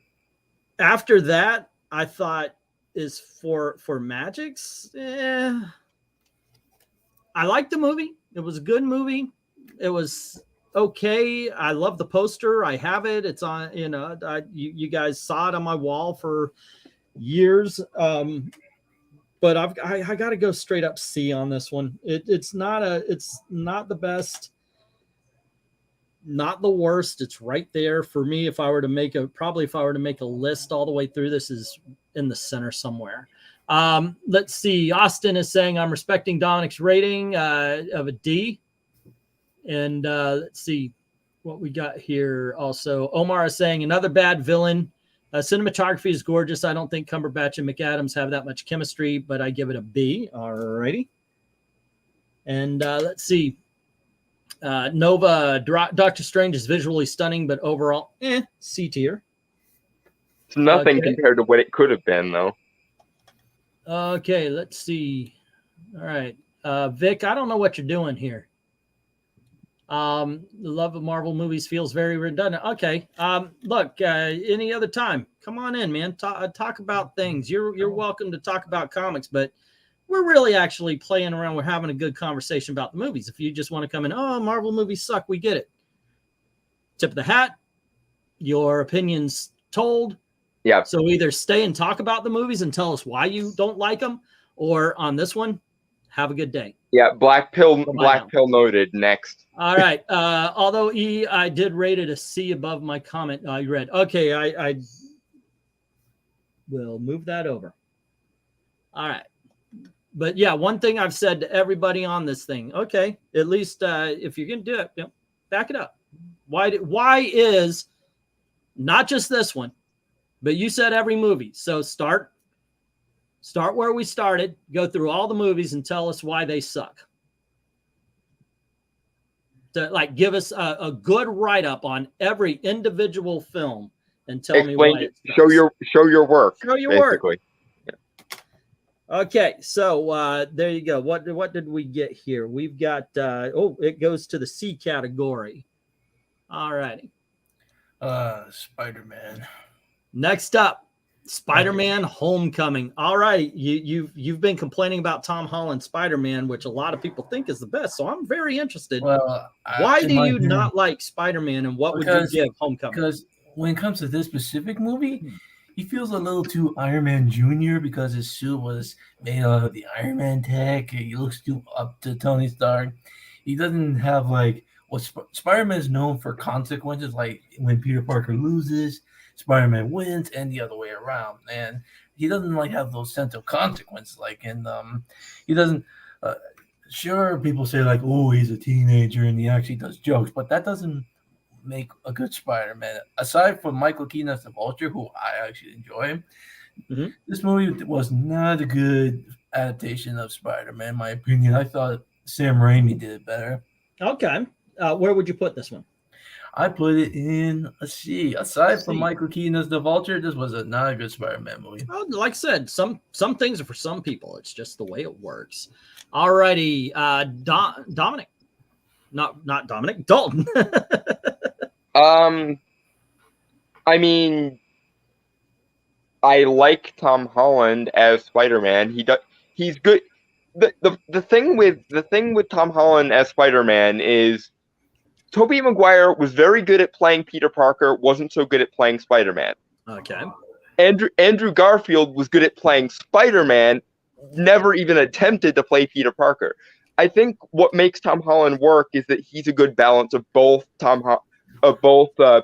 Peter Parker and Spider-Man, and yet you're still able to acknowledge that those are two separate identities. I think one of the things that I didn't like so much about Tobey Maguire's version is Spider-Man and Peter Parker aren't two separate identities. Peter Parker in every aspect of the suit. No, dude, this is his review. But that's neither here nor there. As for the he's just Iron Man Jr. thing that I've heard a lot of people say, not just you.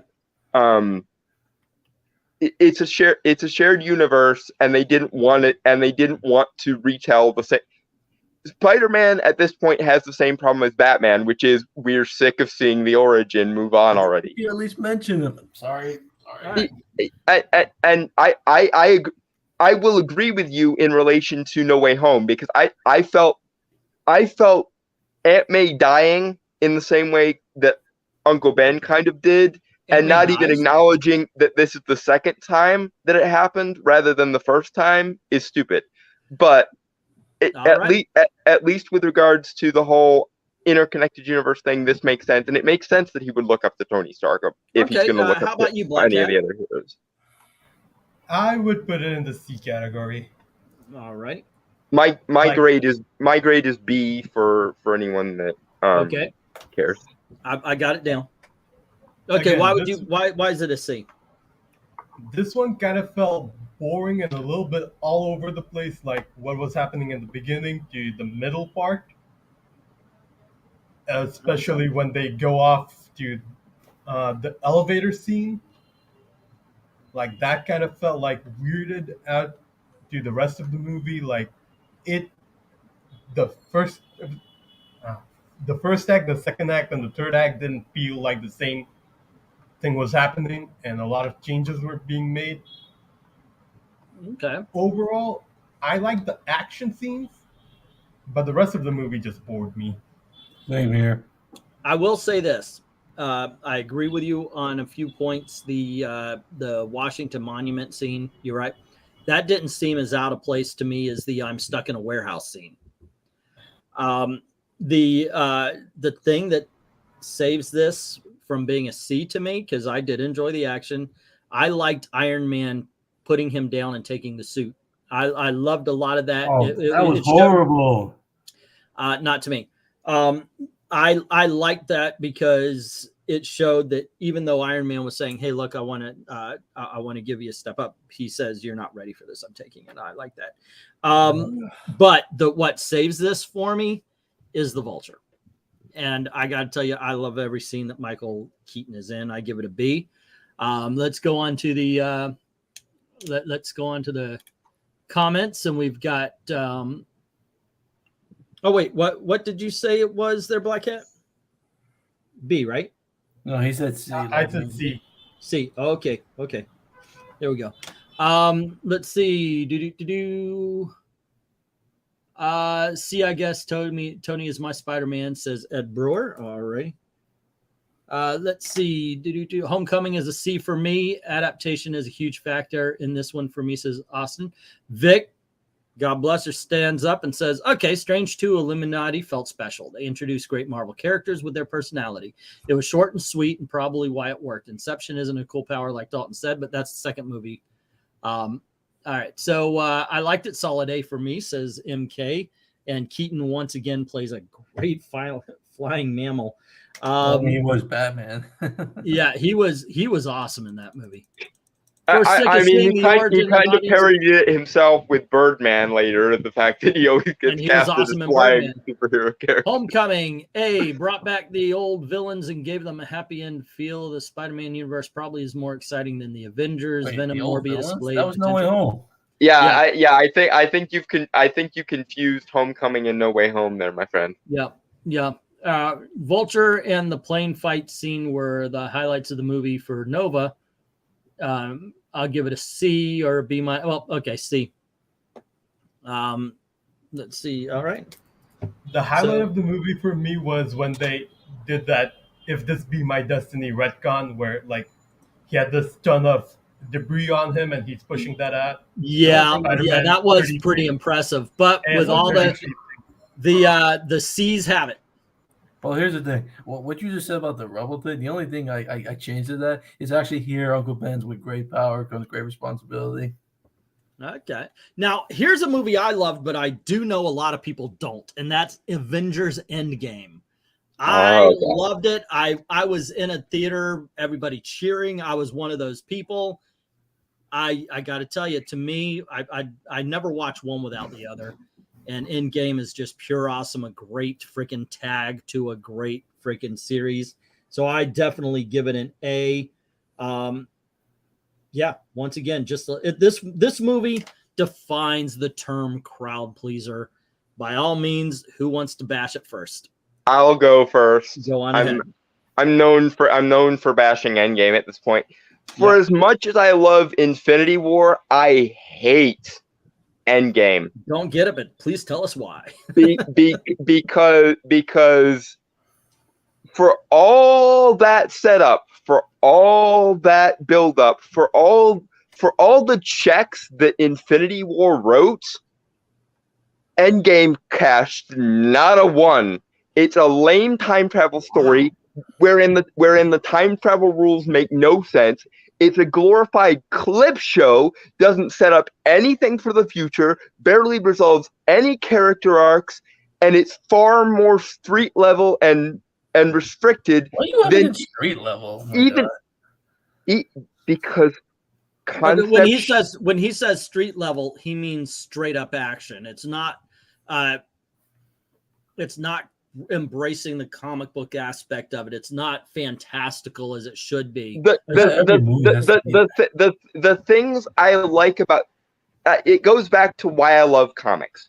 Comics are awesome because they can go places that no other genre can go, and wherever any other genre can go, comics can take it further. And that's something I love about comics and good comic book movies, is when they embrace the fact that they can go further than anyone else on the block can.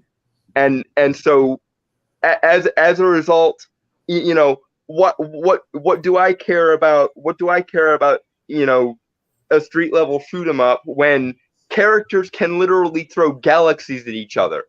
You know, when certain characters are literal forces of nature, literal cosmic entities, it gets hard. It gets hard to care about, you know, your where would you John put Wick this type movie, characters. Great But movie.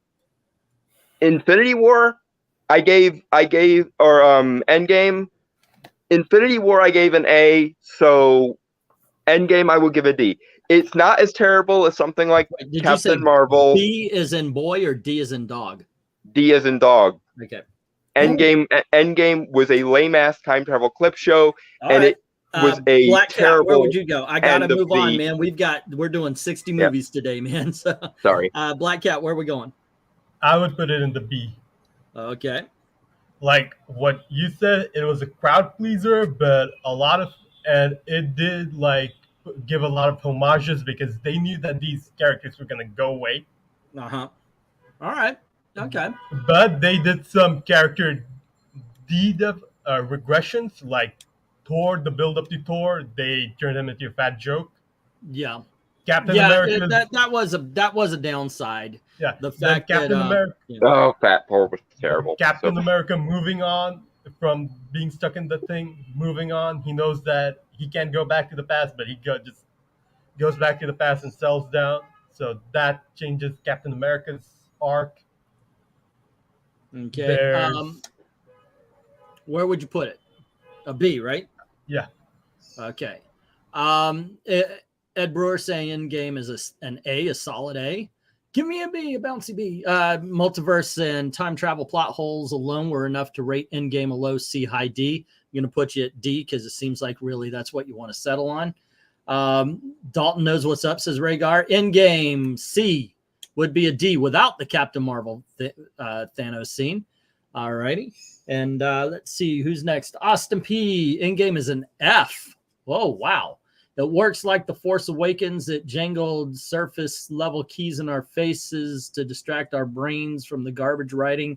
It screws every setup for everyone except Tony, says Austin P. Yeah, I'll agree with that. I agree with Dalton on this one. Made everything in Infinity War moot. I felt Endgame isn't a horrible movie, but Infinity War was better. C for me. Andrew, did you go? He left. Oh, he left? Okay. Yeah. All right. No. Let's see. It was actually Hipster Hulk was worse than Fat Sad Thor, says Rhaegar. Endgame or Infinity War, don't know the order. The thing is about redundant. It's very hard to distinguish them from each other, says Vic. Endgame is the only reason Infinity War isn't an A for me. It always, yeah, but that's okay. I get it. You connect them. That's kind of hard when we're doing this. That's one of the things I'm trying to keep focused. We're talking about Endgame, not Infinity War. We're talking about Endgame, not what came after. And that's, I get it. It's one of the reasons why I've said a long time ago, they need to start weaning us off the idea that Marvel is the franchise instead of Avengers is the franchise. Thor is the franchise. Marvel is the studios. Omar says, C, too much comedy. I hate Clown Thor. Professor Hulk should have been set up better. And Ronan's story should have been resolved better. The only saving grace is the Avengers assemble a scene. And some people think that the Cap Thor hammer. Endgame as a movie, I remember people saying they loved it first, but as time goes on, it doesn't age well. I still say I love it. But I need another grade. 1, 2, 3, 4, 5, 6, 7. Alrighty. Here you go. Hey Andrew, what's Sorry up? about that. My internet No. went out for a second. Did you didn't get to grade Avengers Endgame? All right, for Avengers Endgame. Okay, aside from it being a good send-off to Iron Man and Captain America, I agree with the time travel stuff being so contrived. And one of my biggest gripes, aside from Fat Thor that I hate, was one word: Professor Hulk. That really butchered the character. All righty, where would you put it? I'll put it in C. Okay, and the C's have it, kids, because it was 2 and 2 and 2 and 2. And I was like, okay, where's it going to go? All righty, it goes to the C's. Next up, guys, Howard the Duck. I have a confession. I was young when I first saw this movie, and I loved it. I didn't just like this movie. I loved it. Oh, the things we go back and watch, and it's not as good. But I still have a nostalgic feel for it. I can't D it. I'm gonna C. This is a C film for me. It's silly, it's stupid, but gosh darn it, it's got a soft spot. I've got a soft spot for it. Howard the Duck, I'm gonna give a C. Where are you gonna go, Dalton?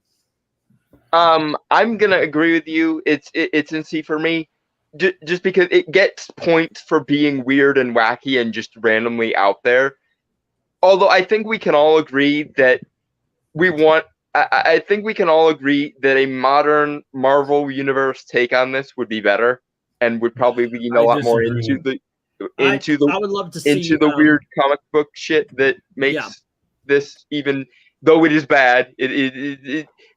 I put Howard the Duck around the same place as I put the like 90s Spawn. Okay. It's a really bad rendition of a really interesting concept that could have gone so many better and more interesting places. Okay, so how about you, Andrew? Did you ever watch Howard the Duck? I did, and I'll give the movie 1 point. It gave us a really young, good-looking Leah Thompson. All the right moves, my friend. Watch all the right moves. Yeah. Okay, so where would you put this? I'd say maybe it's cheesy, but I think maybe a D. Okay. I'll give the movie 1 point for giving us a very good looking Leah Thompson. Alrighty. So how about you, Black Cat? Where does this fall? I never saw this. Okay. Then let me go to the chat where I get Ed Brewer saying F, the movie sucked. C- on Howard the Duck. Alrighty. Let's see. We've also got Nova Endgame massacred the Hulk. Yeah. B for Howard the Duck from Jim Sorensen. And I saw this movie way back when I was 5 or 6, so I can't grade it. If you have the feeling, if you understand how you felt for it, you can rate it off that if you want. This Howard the Duck discussion seems like taking a load off of the Endgame discussion. You know what? I actually agree with Dalton. I would love to see Seth Green's take on Howard the Duck, and I would love it, though. This is what I want. I want Steve Gerber's Howard the Duck. I don't really want modern Howard the Duck. I want them to go back and give us that kind of what the f is going on here, Howard the Duck. C for MK, and the C's have it. So let's move that up there. There we go. And controversial movie. Okay. I'm going to make an allowance here and say that if the only movie you saw was the extended version, grade that. Daredevil, I did. That's the only one I'm watching these days, and I like it. I get it. It's not great, but it's a lot better than I think its reputation stands. I'm going to give it a B myself. The Ben Affleck one, right? Yeah, the Ben Affleck. Yeah. Okay. So I'm going to give the Daredevil a B. I think it's fun. It's got its entertaining moments. And here's the thing also, Colin Farrell is Bullseye. Just eats the entire freaking scenery. I mean, it might as well be filmed on a blank sheet of paper because Colin Farrell ate all of the scenery, and it's just entertainingly fun. Black Cat, what do you think? I would put it in a C category. Okay. There's the Electron, the swing set fight. Then It is there's silly, yeah. yeah, and like just some ridiculousness, like how he's okay with the killing that guy under the train. Like there's that, and I also minus a point for dumping Evanescence. The which one? The Evanescence song. Like, the Evanescence. Evanescence. Yeah. Yeah, that just made me cringe. All right. Well, Ed Brewer, Austin says he hadn't seen it. Ed's saying DD is a D. And Jim Sorensen says Daredevil D. So you're not alone on that one. How about you, Andrew? Well, I will say a C because even though I'm more of a fan of the Charlie Cox take of Daredevil from the Netflix series, I do like the casting of Michael Clark Duncan as Wilson Fisk, the Kingpin. But other than that, I'm going to give it a C because I'm more of a fan of the Netflix Daredevil with Charlie Cox. Okay. Now, MK. Oh, hold on. Daredevil, hard to guess. Haven't seen it in a while. D plus says Rhaegar, not Radar. He's not Radar or Riley. And then we have MK saying, I actually like Ben and Jennifer's performances, but the movie was blah. B, because Jen was decent. Elektra, Farrell was good, and Michael Clark Duncan, he does deserve a mention as Kingpin. Yeah, he's no Vincent D'Onofrio, but he was good. Okay, so we got a B as well, and then let's see. Do we save this film? Do we save this? C. R.I.P. Michael Clark Duncan. Says Omar, I normally dislike race swaps, but Duncan was awesome and is Kingpin. And yeah, Colin Farrell is Bullseye was great. I'm going to throw something out there. I don't want to get on the race swap thing because we're enjoying this, but I will say this. Michael Clark Duncan, the movie wasn't sold on the race swap. It was just Michael Clark Duncan, and he is physically the Kingpin. It wasn't ideological. He just happened to be the best actor for the role, and no one cared. As well it should be, and as well it was in the 90s and 2000s. For example, whenever Will Smith would be cast as anything, or Morgan Freeman or whomever. All righty. So Vic says, I'm going to give it a B. I remember Bullseye and Daredevil having a big impact when I played with my toys. I was in junior high. Okay, and judging by everything, we're going to... I do like one point line where Kingpin rips the mask off and he goes, the blind lawyer from Hell's Kitchen. Yeah, I love that.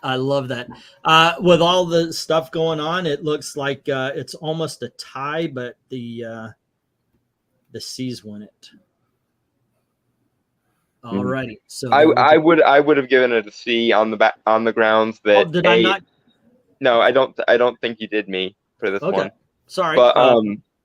But my take on this one is, again, I know that I'm not the audience for this because, again, street level, not my thing. And I also know that I refer to the early 2000s comic book movies, i.e. before The Dark Knight and before the MCU, as the beta test era for comic book movies, i.e. it wasn't really a full genre at that point yet. So I'm well aware of those biases. So I would have said C, because I was being charitable, and also because I know, again, some of the reasons I don't like it might have to do more with the fact that it's just not my kind of movie. All right. And I'm not the audience for it. So now I think we're up to, this is the first X-Men, right? No, actually this is X2. That's X2? I was looking like, what can I tell by? Okay, so this is X2. Okay, quickly, Dalton. What would you say? I think he left. No, Dalton. Dalton got kicked out. Here he is. I was about to say. My phone crapped out. Sorry. No worries. Internet being a pain in the ass. Anyway, where would you put X2? We'll let you start with X2. Me? Yeah. It's probably the best X-Men movie, excluding Deadpool or Logan. Or the Deadpools or the Logan. All right. Well, what would you put it at? I've got to start shortening up our conversation part because I just realized we're not just happy. C, because the Fox X-Men, again, Logan or Deadpool movies notwithstanding, was very much the test case for exactly what I hate, which is let's take a comic book property and remove all the comic booky shit from it. Right. Okay, Black Cat. I would put it in an A category. Alrighty. Like for the longest time, we used to think that this was one of the best, comic book movies that were possible. It had stakes. It had characters introduced, characters developed. It had that Pyro versus Bobby rivalry that began, and Magneto being badass, like that scene where he just rips the iron out of someone's blood.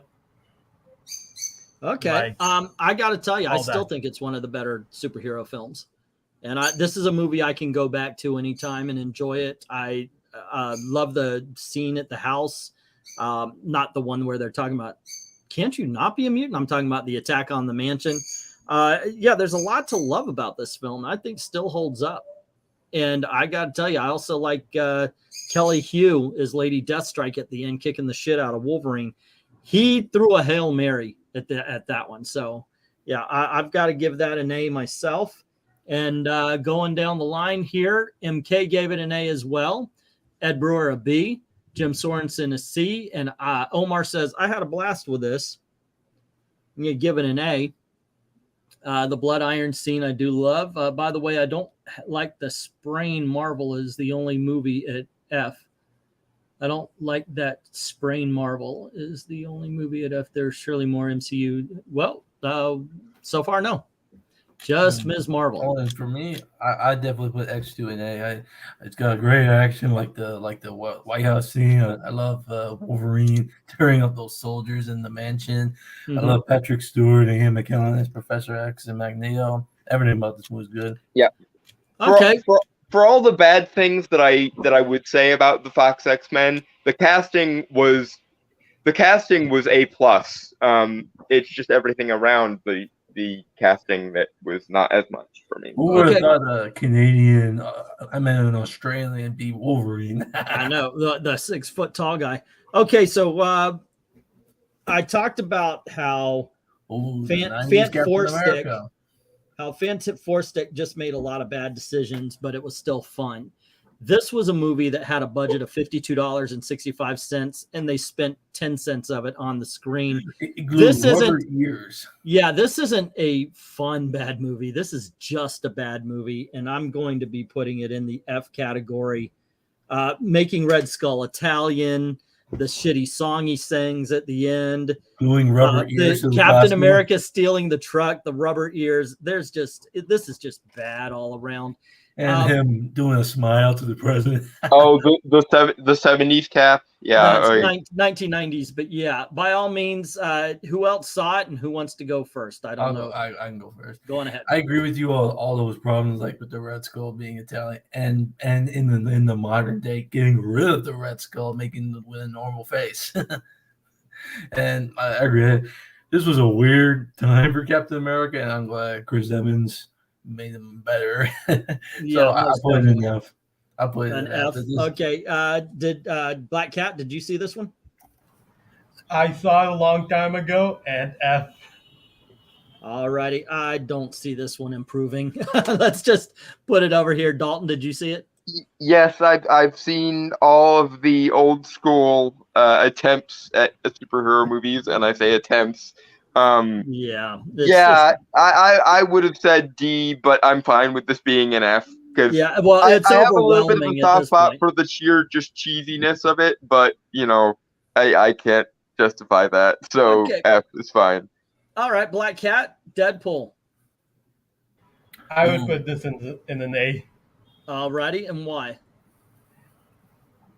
The same introduced Deadpool, gave us a sort of a good reason why his mutations didn't involve the Weapon X program, unless it did. I completely forgot that part, but had the funny moments, had the humor, fourth wall breaks, like what you expect from Deadpool. All right. And it's the same introductory thing that I talk about when I talked about Iron Man and Blade. Well, how about you, How about you, Andrew? Where would you put Deadpool? I definitely put this in A tier. It was a great introduction into the character. Ryan Reynolds was the perfect casting for Wade Wilson. Okay. Embraced the fourth wall humor, the really comic accurate costume. Got great action, great side characters like with the Colossus. All right. And this movie was so great that Ryan Reynolds kept the costume after filming the movie. As well he should, sir. Dalton, where would you put this one? A is where it's going because this is exactly why, Fox, you don't uncomic book movies. This is exactly why you don't fix a genre so that it becomes a non-genre movie. And props to Ryan Reynolds, because without him siding with the fan base and insisting that this movie got made, it never would have gotten made, because the Fox executives are stupid for the aforementioned reason of thinking we can't actually let comic book movies be comic book movies because then no one will like them. Derp. Yeah, screw that. Me and Gail watched this recently, and yes, I'm going to put it in A category as well. This could have been really bad if the jokes didn't land, if they weren't able to balance it. But surprisingly, there's a lot of heart to this film. And I think making him very confident in battle, but unconfident in personal life really is what put that together. So I put it at A as well. Austin P saying never saw Deadpool, never will. Modern Deadpool is too crass and juvenile, too obnoxious. That's cool. But Omar Harris gives it an A. MK gives it a B, as well as Jim Sorensen. What did you expect? Yellow spandex. Ed Brewer, the R rating helps. Still love Deadpool, says Miss Soap. We all do. Deadpool is a C, says Rhaegar. Doesn't age well. I disagree. Like I said, I just watched it, but everybody's got their opinions. I wish it worked for you, Rhaegar. I really does, because you said doesn't age well, which means you first saw it and liked it. Now it means you don't. That's always a sad story. Nova says A for Deadpool. Thank God they gave Ryan Reynolds a redemption after X-Men Origins. Yeah, it was a huge redemption that they even make fun of it. Sorry. The A's win. So it goes up there, and all right, cool. You know, we do have more. I'm glad we have more successes than failures. This is our genre, ladies and gentlemen. These are our peeps. And Captain America: First Avengers is one of the greatest of all MCU films. And I love the fact that they put it back in the 1940s. I like this as an introduction to Captain America. I love it as a period piece. Not the greatest war movie because it's a superhero film, but still it's a badass superhero film. Something that Dalton has been tossing around is his phrase. It's street level. This is definitely ground level stuff and just damned entertaining, possibly. And I'm going to get rid of that word. No, it absolutely is the greatest origin story of the MCU. Well, it's one of them. And that is an A. All righty. I'll go next. Okay, Dalton, go on ahead. I'll give this an A as well, and I'm gonna be controversial and say that I think this is the best Captain America movie. Okay. Don't get me wrong. Don't get me wrong. They're all great, and I would go so far as to say the Captain America movies are the best trilogy so far in the entire MCU. But the fact that they didn't feel the need to add anything with the first Captain America. They made it a pulpy golden age comic era movie, and they made his origin compelling. And I'll say this as well, and this is something that I find incredibly impressive about this movie. I didn't really like Captain America as a character until I saw this movie. Okay. And then the reason why people like Captain America clicked in my head. So this movie convinced me to like a character that I otherwise wouldn't like, which is damn near impressive. So A material is where I'm going. Gotcha. Black Cat. I would put it in the A and use the same reasoning you gave. You just took all my arguments for that. Okay, well, you're welcome, sir. Andrew. I agree. I agree with the A. I think Chris Evans does a great job at playing Steve Rogers.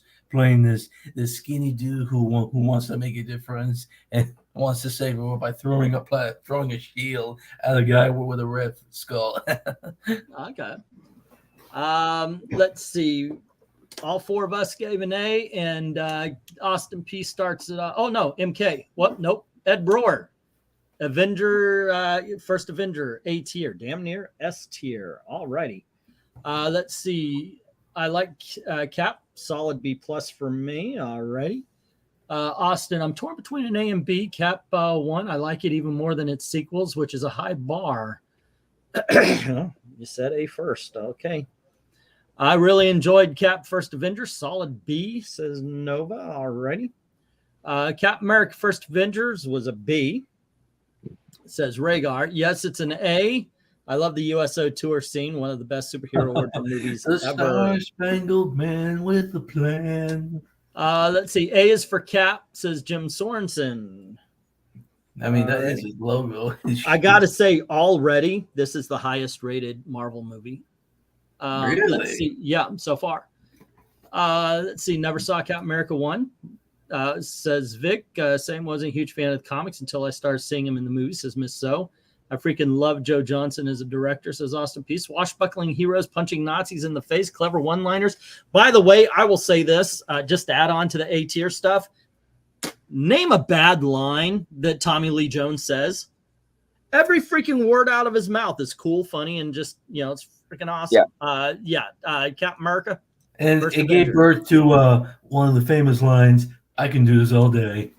And right, I think the reason why I like Captain America 1 more than most street level type heroes or more than most street level hero movies is because it's not really, strictly speaking, a street level movie. It's a pulp movie first, then that's good. Okay, so Black Cat, what do you think about? Oh wait, no, Andrew, we haven't started with you in a while. Dark Thor, Thor, Dark World.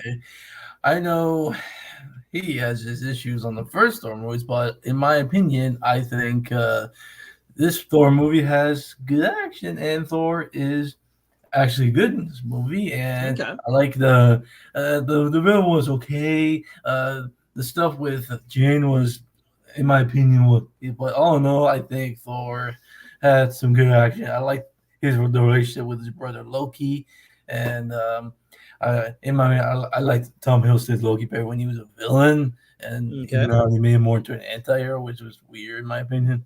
All right, where would you put it? I put Thor 2 in maybe C. C. It's not great, but it had some good moments. Entertaining, at least. Yeah. All righty, Black Cat. How about you? I would put it in the C as well. Okay. Like, it had its moments, but overall, it just bored me. Okay. And one of the major things I like to know about things I judge a movie about is how quickly it just bores me, and if I'm watching it at home, how much I'm checking the time, how much I'm pausing it to do something else. I paused on this a lot. I was in Thailand when this came out, so I went to the theater to watch it, and I asked the person, does this have subtitles? And they said yes. I don't know if that person understood what I was asking them, because I went in, I sat down, no subtitles whatsoever. More to the point, Idris Elba comes out, oh, hi, Tor! And he has this high-pitched voice. I don't remember having a high-pitched voice. No. This is the Thai version. This is the Thai dub. Oh. Yeah. So the person they cast is, I think they said, well, wait, isn't that guy from Rush Hour 2? He's black, so I guess black people sound like this. And then it was just so freaking strange for me to watch this. But here's the thing, and this is why I can give this a C, very solid, because I didn't exactly get the story, but I understood what was going on. That's good direction, kids. I didn't know what anybody was saying about anything, but I understood what was going on. So I give it a C myself. Let's see. We got 3 or 4. Okay, so let me go to Dalton? You're the one that didn't go yet. Right? I didn't realize you guys were going to be as nice to this, so just to counterbalance it, I'm going F, because I really didn't like the first Thor. I really hate the ancient alien crap, and I really hate the Arthur C. Clarke shit. Okay. So, and here's my biggest problem with Thor: The Dark World. It took everything I disliked about the first Thor and doubled down on it, while getting rid of most of the stuff I actually liked in the first Thor. So yeah, and just to be clear, this is one of the few Marvel movies that I actually put below Captain Marvel in my particular my particular MCU. Well, the only thing that is below the first two Thors on my MCU ranking list is the Eternals, because that was shit. Well, here's the I'll thing with Eternals. with the scoring, the F's and the D's beat the C's, and so we'll plop it right here. So there you go. All right, Black Cat, I know you watched Elektra. A long time ago. A long time ago. Like in a theater far away. Not in theaters, but around 2000. I saw it when it was in first came out in syndications after the movie came out. Okay. So 2005 or 2004. I did not like it, so I would put it in the D. Alrighty. How about you, Dalton? I'll put it in C. Again, I'm well aware that this movie isn't selling to me, and that's fine.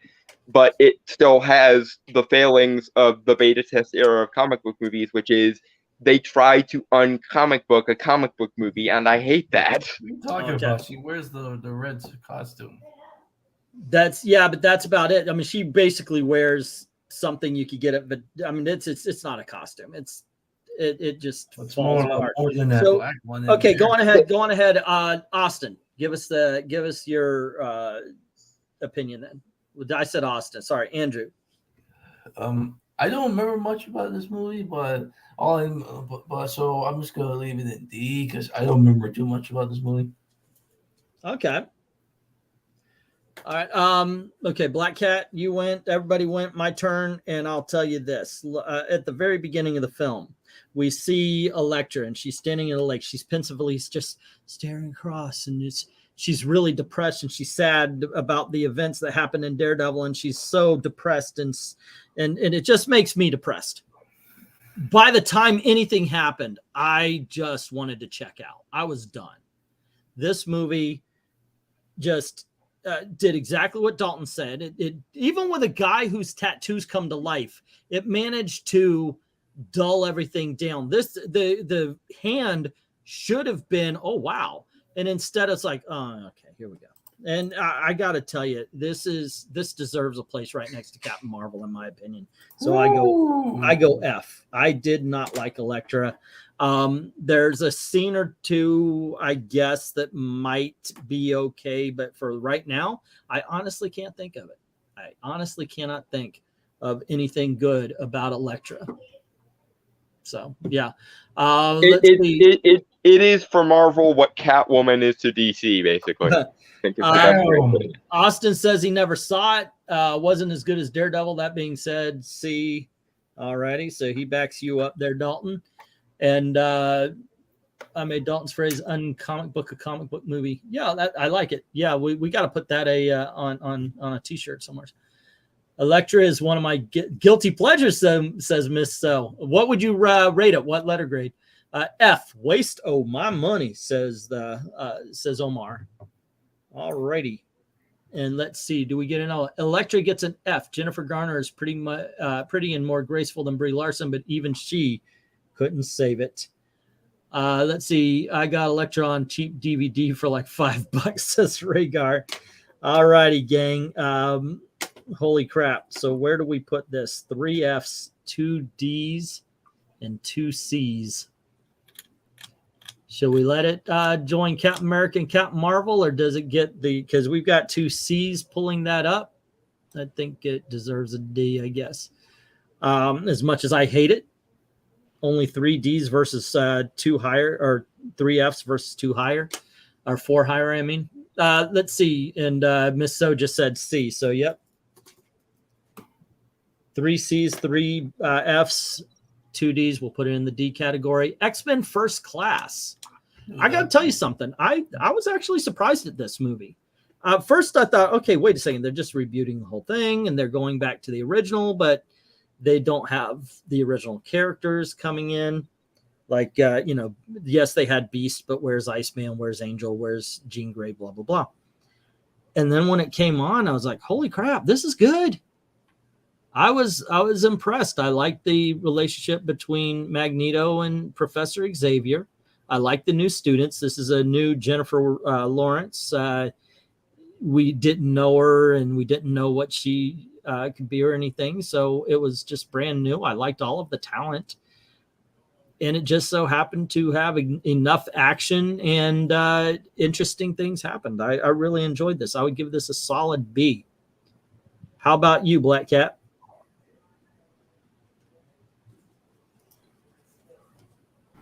Same thing for the same reasons. All righty. How about you, Dalton?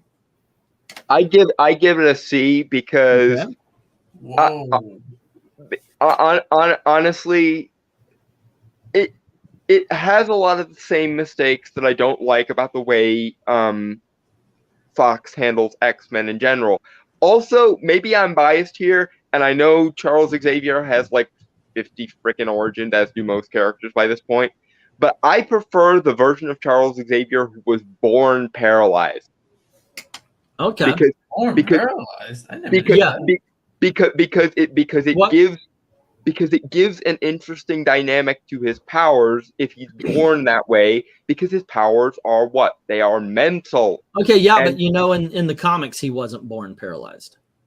In some versions I swear he was. So yeah, he was crushed in the same cave that gave Juggernaut the gem. I forget. The gem of Sidorak. Yeah. Okay. I give it a C. Also, worth noting, I think we're all on the same page with this. When the contract came up, they should have just given the rights back to Marvel instead of jogging in place for no freaking reason for another 10 years. Yeah, but that movie and definitely the next one made a lot of money. So let me go to the chat. And Ed's a little bit wondering why we put Howard the Duck above Elektra. It fell flat, says MK, for me compared to the first 3 X-Men. I like the actors for Xavier and Magneto, but it still felt like something was missing. So he says C. And then we have First Class is a C from Jim Sorensen. All right. And then let's see. We have First Class B, same as X2, says Ed Brewer. All righty. And then I enjoyed the First Class, but I never read much X-Men over the years, so I didn't know what it might have been missing. I'd give it a B, says Miss So. Wait, what did I give X2? Because there's no freaking way I'm giving First Class a higher grade than X2. I don't remember, but X2 is definitely up there, and I don't see too many things lower than a C. So okay, yeah, so, there's nothing lower than C on the X2. First Class B, same as X2. Second best of the X-Men films. Omar gives it an A. All righty. I enjoyed First Class, but I never. I'm going backwards a little bit. Here we go. Austin says, I really liked First Class when I saw it. It's a good story, good acting, actually a good prequel. But again, the adaptation drives it down to a D. Really? Wow. You're rough, man. Pretty sure a guy named Lucifer crippled Xavier. Well, it was a gunshot. Yeah, and I thought that was diverted. It was supposed to hit Magneto, and Magneto diverted it, and it went into. Okay, I need to find the alternate universe or whatever where I read the origin that he was born paralyzed, because that is still my favorite origin. X-Men First Class is a low C, says Rhaegar. Hellfire Club were pushovers. Alrighty. Let's see. Also, pretty weird seeing Mystique randomly be a hero from the origin of X-Men. Magneto and Xavier were cool, though. It gets settled in the later films. All righty. So this is another interesting one. We've got 5 C's, 1 D, 4 B's, and 1 A. So it's like floom right there, smack in the middle. But C, I guess, takes it. C takes it. Yeah, I'm going to put it with the C's because I think the A and the D cancel each other out, and there's just more C's than B's. It would be a high C, I guess, but there you go. All righty, gang. Starring the Messiah, we have Black Panther. Andrew, what would you say about the Black Panther? Well, first off, you didn't let me say anything about the X-Men thing. Oh, you didn't talk about the X-Men? I apologize. Give your opinion, sir, and your grade. Well, even though it's sticking at C, I would put it at B because I did like the young actors for Xavier, Magneto, James McAvoy, Michael Fassbender. I thought it was a good prequel to the original films, and I did like the funny Wolverine cameo of Hugh Jackman going, "Go fuck yourself." All right. Okay. All right. Anyway, but I put it in B, but I'll deal with C. Okay. What would you say about Black Panther? I haven't gone back and rewatched it because it wasn't that rewatchable in my eyes. I did like Chadwick as T'Challa, and Michael B. Jordan was a really good villain in Killmonger. But other than that, it's not that memorable in my eyes. Okay. Rhaegar is saying C, but what are you saying, Mr. Black Cat? I would put it in C as well. All right. So it was a good introduction to the costumes of the world of Wakanda. They built all that up. But I think the final, like the third act, was just bad. Like they had this entire thing about the entire royalty, not royalty, like the court completely divided. What it just boiled down to is a few people just brawling in a field. Or, yeah. Okay, so Dalton. Yeah, it's just a family argument on the dinner table. That's what it felt like. I'll give it a B. I really liked the world building for Wakanda, and like scale and concepts are easy selling points for me. So, but as both of my Confederates have already said, the ending was weak, much in the same way as Wonder Woman. The ending was weak. Different universe, but nevertheless comparable. And all of the gobbledygook around it just is immaterial ultimately to the thing. However, it easily could have been a lot worse because it easily could have been BLM the movie, and it wasn't, even though it was adopted by the very same people a lot of the time. So B.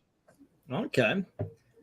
I am going to agree with the C's on this one, and for a lot of the reasons that were already stated, the effects were not there. They just weren't. The final battle, the rhinos, the Black Panther, Killmonger, it wasn't there. There were some good fights to it, enough that I got to tell you, I was entertained by it, but my desire to rewatch it just isn't there. I mean, I'm going through the movies right now chronologically. I watched Captain Marvel again. I'm going to watch Black Panther again, but I don't find myself saying, "Hey, I think I want to watch Black Panther," as much as I might say, well, I want to watch Ant-Man or Deadpool or a lot of these anyway. So yeah, I'm going to join the C's on this one.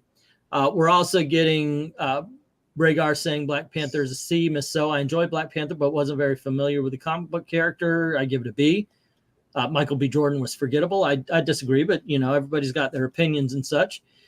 MK BP is a C, and but I'm a tad, but it's a tad overrated. And rest in peace, Chad.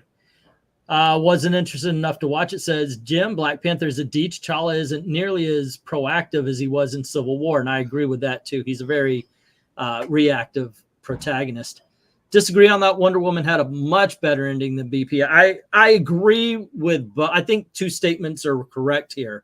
Wonder Woman didn't have a great ending. I think it was better than Black Panther because Wonder Woman's special effects look better than Black Panther's. Well, I think Black Panther's might have been better because for all of the of the lame scale of the final fight in Black Panther, it didn't go against the themes of the movie, which I think Wonder Woman's end fight really did, because the whole point was no matter what you do to Ares, war will still exist. So fighting him is kind of moot. Well, Omar is pointing out that we should be lucky that we're white, because as a black man, he hears it's great. And as a black man, he's obliged to say good things at family Thanksgivings about Chad Boseman and Black Panther. I was joking around with my wife where we were at Walmart, or not Walmart, but Wawa. I grabbed a bottle of water, and it started with a W. I was like, she goes, "What water did you get?" I went, Wakanda water. And she looks at me like, "No way." Okay. And I said, "You know what? If they call this Wakanda water, they've got all the comic geeks and most of the black people buying this thing. They should call it Wakanda water." And this black guy in front of me turns around and goes, "He ain't lying." I mean, to be fair, I'm looking forward to Black Panther 2 a hell of a lot because Namor. So okay. I wish he was in the movie. All right, so Wolverine. Everybody said, "Oh my gosh, this is the comic book adaptation of Frank Miller's Wolverine story." And I got to tell you something. I love this movie. I love this movie. It's like an hour and 45 minutes, an hour and 50 minutes, and all but the last 20 are really good. That last 20 can lick my taint. I can't. Of all the films, this movie was brilliant, and it freaking hit a wall, man. I mean, it's like, what the freaking, it's like a lot of people feel about the Wonder Woman movie. Holy crap, this is awesome. This is, what the hell? You're totally missing the point of the first. And that's exactly what I felt. It was like the last part of this movie completely misses the point of the rest of the film. I love it, though, up until that moment, so I give it a B. Who's next? All right. I will reiterate everything you said in the same grade. All righty. I'm noticing a pattern. Okay, so Dalton, how about you? It was better than England. It was better than most of Wolverine's other appearances, Logan notwithstanding. So yeah. B. This is the second. So you're putting it a B. All right, Andrew, what do you think? Okay, aside from the cool fight scene on the train and that samurai fight at the end, this movie's not all. It's really forgettable because it's basically just Logan in Japan, which is meh. So I'll give it like maybe a C. A C, okay. Have you ever read the Frank Miller storyline, sir? I think maybe once, but yeah, if you get a chance, I recommend everyone. I'm not saying, well, if you read that, you would like the movie better. I'm just saying, if you guys haven't had a chance to read Frank Miller's Wolverine series from the 1980s, check it out. It's good comics. MK says the one with the fights on the train. Oh yeah, that's an overall solid B. All righty. Let's see. Next up, we had Miss O. Haven't seen Wolverine in quite a while, along with many of these. This show is inspiring me to go back and watch all of them again. Hey, that's awesome, man. But what grade do you give the movie there, Miss So? Jim Sorensen says C. All righty. And Rhaegar says, I have a policy of dating things poorly that didn't end well, even if I like the first, second acts. So Wolverine gets a D. You know what? My wife is exactly the same way. Like, she'll love a movie, but if a movie ends, she's like, well, that sucked. Like, what do you mean it sucked? It had blah, blah, blah, blah. Yeah, but the ending sucked. And yeah, well, I mean, by the logic of all's well that ends well, but by the same token, all's shitty that ends shitty, I suppose. Rhaegar says Wolverine is very forgettable. Big Hero 6 is a Marvel movie, Austin. This is every Marvel movie. It's not just. I will say for the Wolverine, I do like that one line where he's fighting that samurai guy, and he's like, "What kind of monster are you, the Wolverine?" I do like that. Okay, so it looks like the B's have it on this one. It's but once again, I'll throw it out to you guys. There's 1 D, 3 C's, 4 B's. So it's actually kind of tied between should we put it in the B or C list. As much as I like it, let's see. Where would you put it based on those grades, Dalton? B or C? You can stick it in C. It's still a Fox X-Men movie, so based on the grades alone, 4 Bs, 3 Cs, and a D. Black Cat, where would you put it? B or C? I would have to go with C with because of the other stuff that are in C. I think I was gonna let the three of you decide its fate, and it is a C film. All right. Tomorrow, by the way, we are going to be ranking the movies. So join us at I guess 9 o'clock. Or no, I'm not having an auction tomorrow. So join me at the normal time, 8 o'clock, and we'll rank all of the movies as we go up the list. For today, we're gonna tier them, and tomorrow we'll rank them. Big Hero 6. Did you guys catch this film? I did see it. All right, Dalton, you want to start? I'll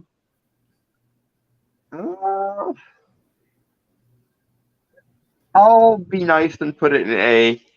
It's better than a lot of the stuff we put in B. So, A. Alrighty. How about you, Black Cat? Did you see it? No. Okay. Let's see. Omar is saying B.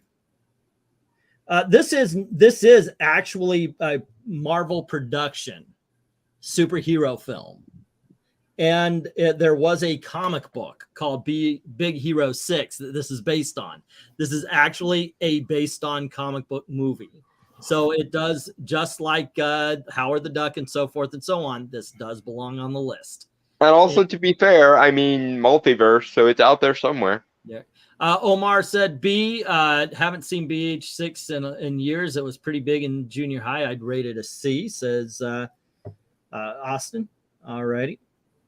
And where was it you put it again there, Dalton? A. A. And Black Cat didn't see it? Okay. I love Big Hero 6. That's an A for me, says Miss So.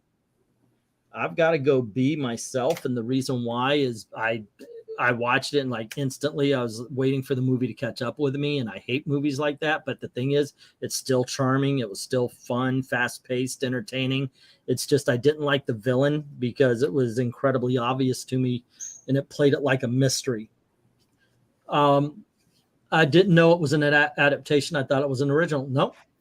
That is an okay. So there we go. We've got 2 A's, 1 B, 1 C. So it's got to go A or B. I'll A it. Right there. Okay, let's go to Fantastic Four: Rise of the Silver Surfer. Guys, I know some of you have already seen it, but there was a promotion I was asked to do, and I was put into a Thing costume to go take pictures around the city's Burger Kings and so forth. So seriously, there you go. Yeah, that's absolutely 100%. Yeah, it's funny to look at because I have actually lost weight. I was one fat motherfucking thing, by the way. I bet you were telling kids it's clobbering time. Yeah, well, the guy they had backed out. He didn't want to do it when he saw the outfit. And I was like, I don't care. I can make a fool of myself. So they painted my head orange and put the freaking rock lines all over me. So yeah, it was the cheapest thing, but we had a good time. I can see you saying it's clobbering time. I often do to my wife. Yeah, it's just basically to keep. And then she says, "I'm not in the mood anymore."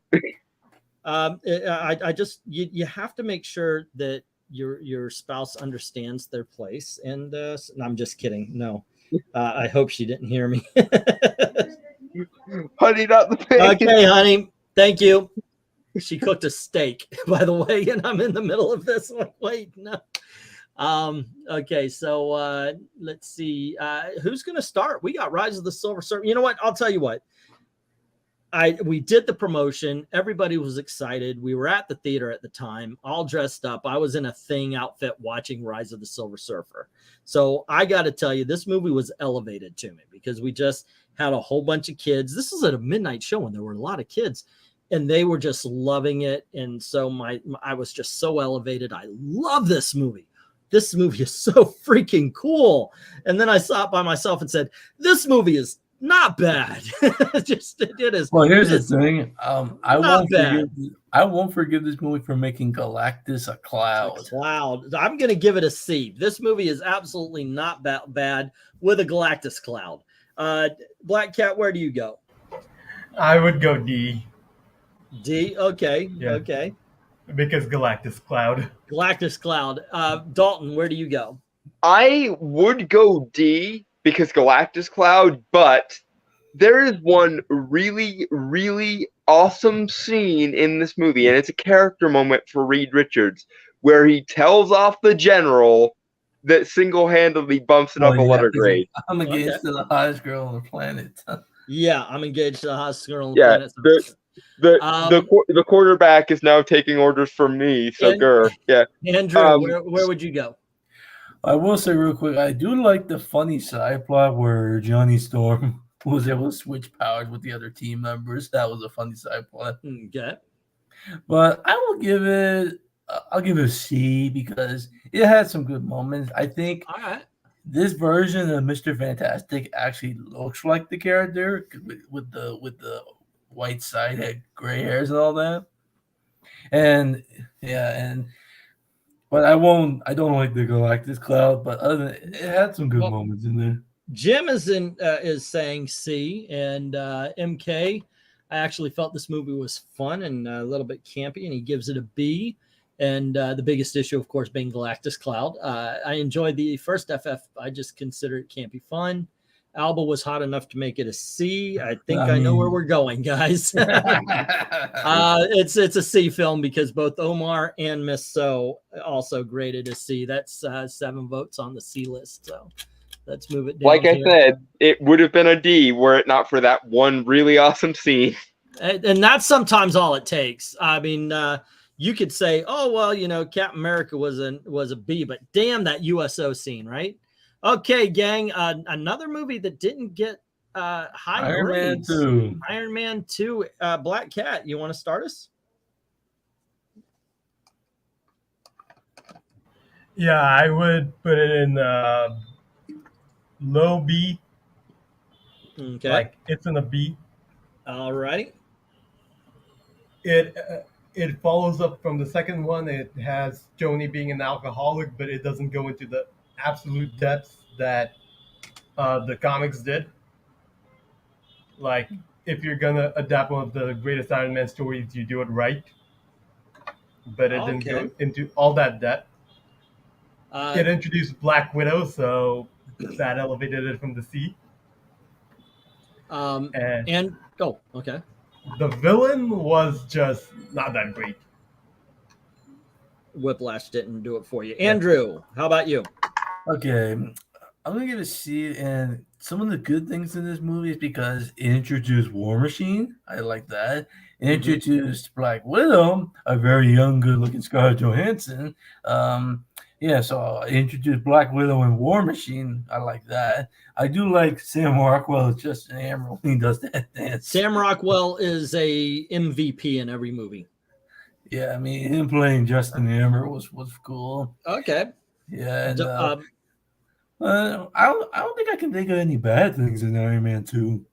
Yeah, that's a strange thing about that movie. Iron Man 2 there's absolutely nothing wrong with it. There's just it's like it's adequate. It would be like a report card that's filled with check marks. It does its job, and then it goes away. That's exactly what C is for, surely. Yeah, that's what I'm saying. It is a C film to me. How about you, Dalton? I'll say C. Like I say with like I said with the first Iron Man, I consider the first Iron Man to be baseline, i.e. that's the measuring stick for all the other ones. If it's better than Iron Man, then it's automatic. Then it's at least burgeoning on good, and if it's worse than Iron Man, then it's definitely bad. And while I will say that I think Iron Man 2 is worse than the first Iron Man, it's not ludicrously worse. So C. Okay, yeah, it's got 9 C's. It's a C movie. Okay, so this is X-Men Last Stand, ladies and gentlemen, the best version of Dark Phoenix we've ever gotten. Are you serious? Yes, I am. I'm 100 freaking Yes, because serious. the only other option is the other one was Dark Phoenix, which we'll talk about later, I'm sure. Dalton, you want to start us off? Where did I put the other two X-Men? First class is I don't remember. I don't remember everybody's individual grades, dude. Okay. Yeah. I'm gonna put this as a C. Like it's weird because again it gets points deducted for the early 2000s-ness of it, but of the 3 X-Men movies, this one has the most moments that I can jive with, like the whole we don't need a cure thing and the I don't want to fix it thing. Like it works. Right. It works on some level, although what they did to the Juggernaut is never getting redeemed. I'm the Juggernaut, bitch. No, that's not the part of the Juggernaut that annoys me. The part where he bumps into a wall. Well, yeah, that, but also the fact they made the Juggernaut just a mutant instead of giving him the gem of Sirac. Exactly. There you go. Okay, Black Cap. I would put it in D. D. All right. Yeah. Wow. Okay, how about you, Andrew? That's a tough thing because I do like some things, like I do like Ian McKellen's Magneto, like lifting the bridge and moving it to the prison. I do like that. That was impressive, yes. Yeah, but the fact that you think that this did a good adaptation of the Phoenix Saga is laughable. Okay. But I'm gonna say it's not a good one. It's just the only good. It's the best one we've gotten, which is to say we haven't gotten a good one yet. Well, here's the thing, like X-Men Dark Phoenix actually kind of, George, you're right with it being aliens from outer space, and with this one, it was just her being in like this cocoon of energy or something. That's more comic accurate, by the way. Okay, so where would you put it, Andrew? I say D. D. Okie dokie. Did I talk about this one? X-Men Last Stand. Look, I gotta tell you something. I was really looking forward to seeing Angel. They even gave him this whoosh in the previews. It's like badass wings. All right, he's in it for 3 seconds. The bridge scene, obviously great. I loved the brawl at the end. I really did. I thought that was awesome. But they shouldn't have made it Dark Phoenix. It's like you're telling. This is how I would have done it. I would have done the Sentinels, and then Jean Grey goes crazy trying to defeat the Sentinels because they're such a badass villain that she pops and she becomes Dark Phoenix. Now she's a threat to the Earth, and the X-Men have to stop her. It should have been 2 movies, not 1. They tried to cram way too much into this. It's a C. They should have done Mutant Cure as movie 3 and Dark Phoenix as movie 4. Mutant Cure and Sentinels go together, I think.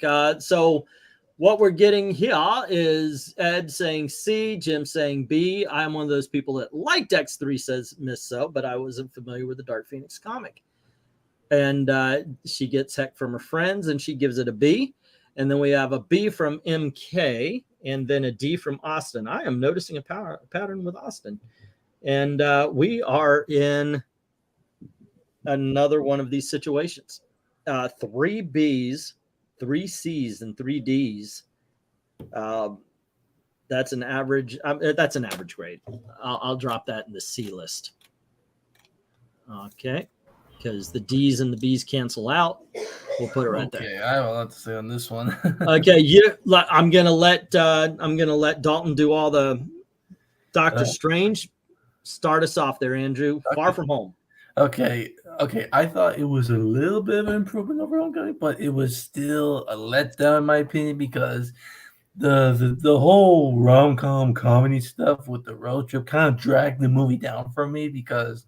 Okay. It was just a little too much for me, and like this stuff with the Brad and all that. I didn't like the love story between Tom Holland and Dad. It didn't feel real to me, and I didn't think having Nick Fury in the way was needed. But I did like the illusion scene with Mysterio, and that leads me to just like with Michael Keaton, Jake Gyllenhaal as Quentin Beck Mysterio was the only redeeming factor of that movie. Other than that, the rest of the movie really feel down to me. It didn't feel like Spider-Man. Where would you put it? The fact that Tony Stark gave a child glasses with $1 billion in armored drones shows you how much that sucks. All right, where would you put it? I put it in maybe. I'll probably put it in D. Maybe D. D. Yeah. All right. Dalton. The thing is, I'm in a weird place with this movie because, like, maybe I'm nuts. Maybe I've suffered far too many blows to the head. But honestly, the fake backstory that Mysterio made up for himself was actually more interesting to me than his comic book origin. So honestly, I think the movie would have been better if he actually was some kind of multiversal Avenger who went nuts, and that's why he was a villain. But it's about the same as the first movie, which I think I gave a B to. So I'll continue with giving this one a B, I guess. Mr. Black Cat. I did not actually see this one. All righty, I did. And I've got to agree with a lot of everything that everybody's saying about it. There is something, it's just a feeling this movie gives that while I was entertained by it, I was not drawn into it as much as I was the others. That being said, what Andrew brought up, it has one of the greatest scenes ever. And I always wondered, okay, well, how does a stuntman with illusion powers beat Spider-Man? They showed me how in this movie. And that, I think, is what makes the movies great. When you saw Ben Affleck in that warehouse scene, and you actually learned how Batman does what Batman does. How does this work? Yeah. In Far From Home, you learn how does Quentin Beck. How does Mysterio be Mysterio? And so I liked that. And that kind of elevated the film for me. And there were other scenes as well that I enjoyed. So I'm gonna give this one a B. Here, I just talked myself into giving it a B. I want to see the only redeeming factor of this movie was Jake Gyllenhaal's performance in Mysterio, but the whole rom-com comedy aspect didn't gel for you. Also we got a lot of I didn't seize it. And MK says a C, which I already wrote down. Oh boy, I hate Spider-Man Far From Home. Give it a D. Okay. And Infinity War would have definitely changed Peter in a good story. The Spider-Man home movies are badly written, yet have good villains, says Austin Pig. That was so far 2 for 2. All righty. So we have 2 Bs, 2 Cs, and 1 D. And that's all the votes we got because most people didn't see it. I've got to put this in the C's again. Yeah, I'm fine with it being a C. I'm not really, because there's more in that direction than there are in the other direction. So this is another C film. Blade 2. Okay, Black Cat, you haven't started in a while. What's up? Actually, he said in the private chat he'd be right back. Oh, okay. Dalton, you want to start this one or shall I? You can go first. All righty. Let me tell you, I remember this movie in the theater. I also remember that we got there late and I was right here as far as watching this movie. And it almost made me sick how kinetic this film was. This is directed by Guillermo del Toro. The opening fight scene was so freaking visual that being up that front, I was like, okay, this might not be a good thing. And I watched the entire movie like this. And I was just entranced. This movie was so freaking badass. I loved this movie. This is such you want to talk about, okay, how do you describe this? Is this great? Is it fantastic? Is it awesome? Is it whatever? No, I'll tell you what this movie is. One word, cool. I give this one an A. All righty, Dalton, what would you say about it? I give it a B. It still has the problem of turning what should have been a more supernaturally centered movie into a kung fu actioner more than anything. Badass movie like that, you give it a B. You know that's not really your mother, right? I'm just. What? I'm kidding. I'm kidding. What? And yes, while I am the easiest get in the world for Mr. Guillermo del Toro, for he seemingly can do no wrong, comparing this to Hellboy, which came out around the Hellboy movies, which came out around the same time and were also directed by Guillermo del Toro, given what Guillermo del Toro can do when he's allowed to actually lean into his sensibilities, it really feels like he's being restrained here. And yes, he delivered an awesome version of what he was tasked with giving because he's Guillermo del Toro and he can be awesome without blinking, but it's still encumbered by the whole we have to uncomic book everything in a comic book movie because it's the early 2000s herder. And I can't wait to see what they actually do with Blade when they can make Blade actually supernatural. When Dracula can be the villain, when, supernatural MacGuffins are involved, when Blade being a vampire actually matters more than just I'm good at fighting now because reasons. Yeah. Okay. Well, hopefully it will impress you. Andrew, how about you? Where do you go? I'd say B. So does everybody else. In all honesty, Black Cat's not here. He's more. No, I got. Oh, here he is. Back. Okay, what would you say about it? I would put it in B like everyone else. Everybody. Okay, this is going straight to B here. Me and Miss So stand apart with our A's, but definitely the B's win it. Here you go. I think the main reason I'm not gonna A it up is because it kind of undid that. What was the guy's name? Like his mentor in the Whistler. First movie and second. Yeah. Whistler's death. They undid it just in the first few minutes. Yeah. Okay. I like the fight scenes. I like the scene with him in the blood, but it wasn't as good as the first one to me. Well, now I don't know if a lot of people have seen this one. I own a copy myself. Thank you, bootleggers. Fantastic Four, the Roger Corman version. I know Black Cat. Wait, who started next? Is it Black Cat was away, so Black Cat.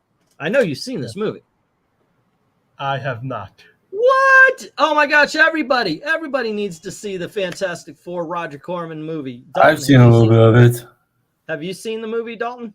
I have seen the Roger Corman version, and it's kind of sad that it's the most Fantastic Four-ish Fantastic Four we've gotten yet. I'm sad. I'm sad that Roger Corman is still the standard for Fantastic Four. Well, why? I give it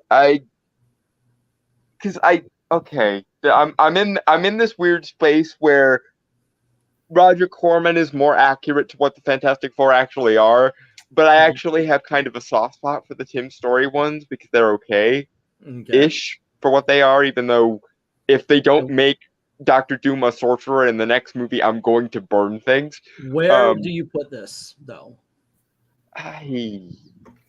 It's so cheesy and yet C, because I can't bring myself to give it a B, but it's still the best Fantastic Four we've gotten yet. Okay. I don't think there's a lot of votes for this one. I saw the Corman once. It was fun, says Jim. It's a C. Okay, we did get a couple of them. Wasn't this FF the most accurate comic book version a long time ago? I saw most of it give it a B because it's so old. They had an excuse. Well, they only had a budget of $1 million. So like Fantastic Four, Mr. Fantastic stretching was literally it was like a bar that periscoped. So what you could almost see the Muppet drag So when he Yeah, reached for they something, did his stretching powers with puppets. Yeah, the one cool thing was the thing suit was done by Jim Henson's company, and so That's it looked good for what it was. For a 1 million, like if this was a TV show, I think we would be speaking differently of it. I will say this, like Dalton said, this is the most accurate. I'm just going to say Doctor Doom, definitely, that you're going to get so far anyway. So I've got a soft spot for it as well. Yeah, in all honesty, I got to go see with this as well. Sorry, dudes. For those of you who wanted to, actually, there's only 5 bids. It's 1 B, 1 D, 1 and 3 C's. So it's going to get to C. It is. So basically, we're saying that $1 million Fantastic Four is better than Spider-Man 2, Fantastic Elektra, Thor, Captain America. And just think about what we're doing here, guys. They may take the car keys away. Okay, here's a movie that a lot of people think is bad. Dalton, what would you want to start us off? What would you say? Which movie are we doing? Avengers: Age of Ultron. It's bad. It's where did we end up sticking Endgame? Endgame ended up in the C category, if I remember correctly. Yep. That's fair, because I would think I would put Age of Ultron and Endgame in roughly the same camp. Alrighty. Even though I think they both should be at least 1 slot lower. Black Cat. They are there, so C. I would put it in the C's. Alrighty, and Ed's saying D. Andrew. D. D. You just like D. Let's just get this one over with. D tier from Ed Brewer as well. Oh, no, he's just saying the same thing twice. All right, unpopular opinion here, but Age of Ultron is a B for me. Much better villain than the other Avenger movies. Better than Loki? No. I don't think he's certainly better not better than Thanos. Austin is saying, I like Age of Ultron with all its flaws. I say it's a B. All righty. D for Ultron, says Jim Sorensen. Okay. Spader voice was good, says Ed Brewer. I like Age of Ultron, but says C for Miss So. All righty. So let's see. I think it averaged out to C. Well, actually, there's one person who yet has a voice, and it will have to go either B or C because I didn't talk about it. In all honesty, guys, I don't see the problem here. I watched it 3 times on the first day it opened, mainly because I was meeting different friends. Like I went by myself, and then I got a phone call. Hey, we're gonna go to the movies. You want to see Age of Ultron? Yeah, sure, I'll meet up with you. So I hung out with my next, and then I got another call. Hey, we're gonna go to the movies. You want to see Age of Ultron? All righty, I'll see it. And I enjoyed it every time. Granted, the Age of Ultron was only an hour and 55 minutes, but yeah, it's entertaining.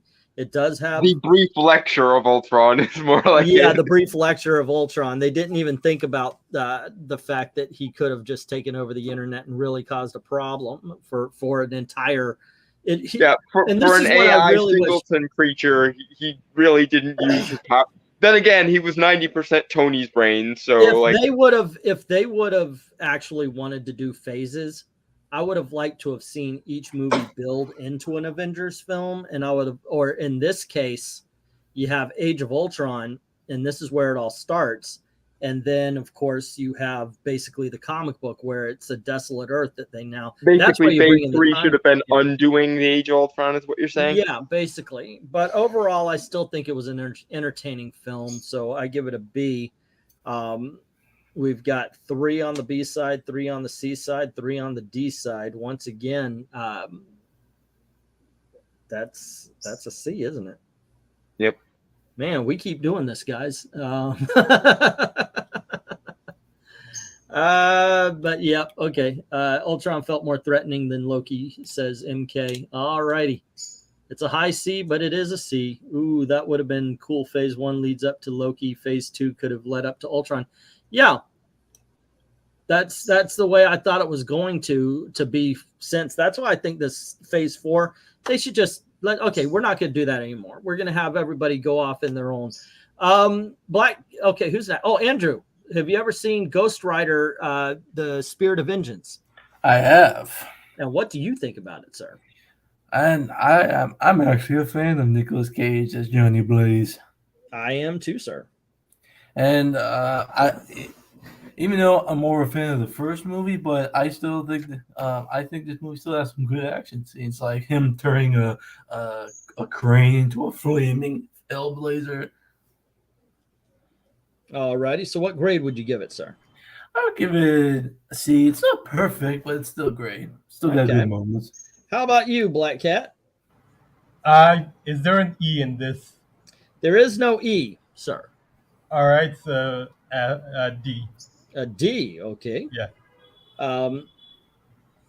It was mindless entertainment, but at the end of the day, not good. Alrighty, how about you, Dalton? I also give it a D, mostly because it took everything I liked about the first movie and shat on it, up to and including the fact that the devil needs a human body to work now. What the frick? Especially given that this devil is supposed to be Mephisto, that's bullshit. Again, the first one was so much more fun and so much more of a comic book movie, and then they just they drained all the fun and intrigue out of it for the sequel. Were you a fan of Nicolas Cage as Johnny Blaze? I mean, Nicolas Cage injects fun into every exactly. Nicolas Cage. It's Nicolas Cage, man. Nicolas Cage almost made me enjoy Sorcerer's Apprentice. I did enjoy Sorcerer's Apprentice, and I gotta say that I absolutely hated this movie. I did not like this film up until the points where what Andrew was talking about. Like, I don't know what Nicolas Cage was thinking, but I truly did not like this movie up until a certain point where it just went balls out crazy. We got, as he said, a giant flaming crane and a Ghost Rider who pissed fire. So yeah, I ended up. This is one of the turnarounds for me. I didn't like this movie, but I have seen it. I have seen it a few times. I'm going to give it a C as well. At this point in time, it's 5, 2, and 1, 5 C's, 2 D's, 1 F. So we're filling up that C category too. All righty. I haven't gone in a while, so I appreciate the fact that Nick Cage is a huge comic fan, so he wins points for me, says Miss So. Age of Apocalypse, X-Men Apocalypse. That's about all I have to say about that. Okay, so I didn't hate this as much as everybody else did. I liked the inclusion of the characters that we had. I liked seeing Olivia Munn as Psylocke. She worked for me, not personally, but Caliban's inclusion, I thought that was kind of cool. So it was really neat. Okay, we got this character, we get this character, we got that character. Okay, so what are you going to do with them? Oh, no. Nothing at all. Are you? No, really? We're not doing anything. Goodbye. I mean, if you ever go to Halloween Horror Nights at Universal Studios, I know some of you are on the left coast and you have that, and over here, basically they trot people out. Oh, look, and here's this character from pop culture this year. That's what I felt like they did with X-Men Apocalypse. And look, he's a decent actor. He's not the greatest actor in the world, but what's his name they got to play Apocalypse is 4 foot tall.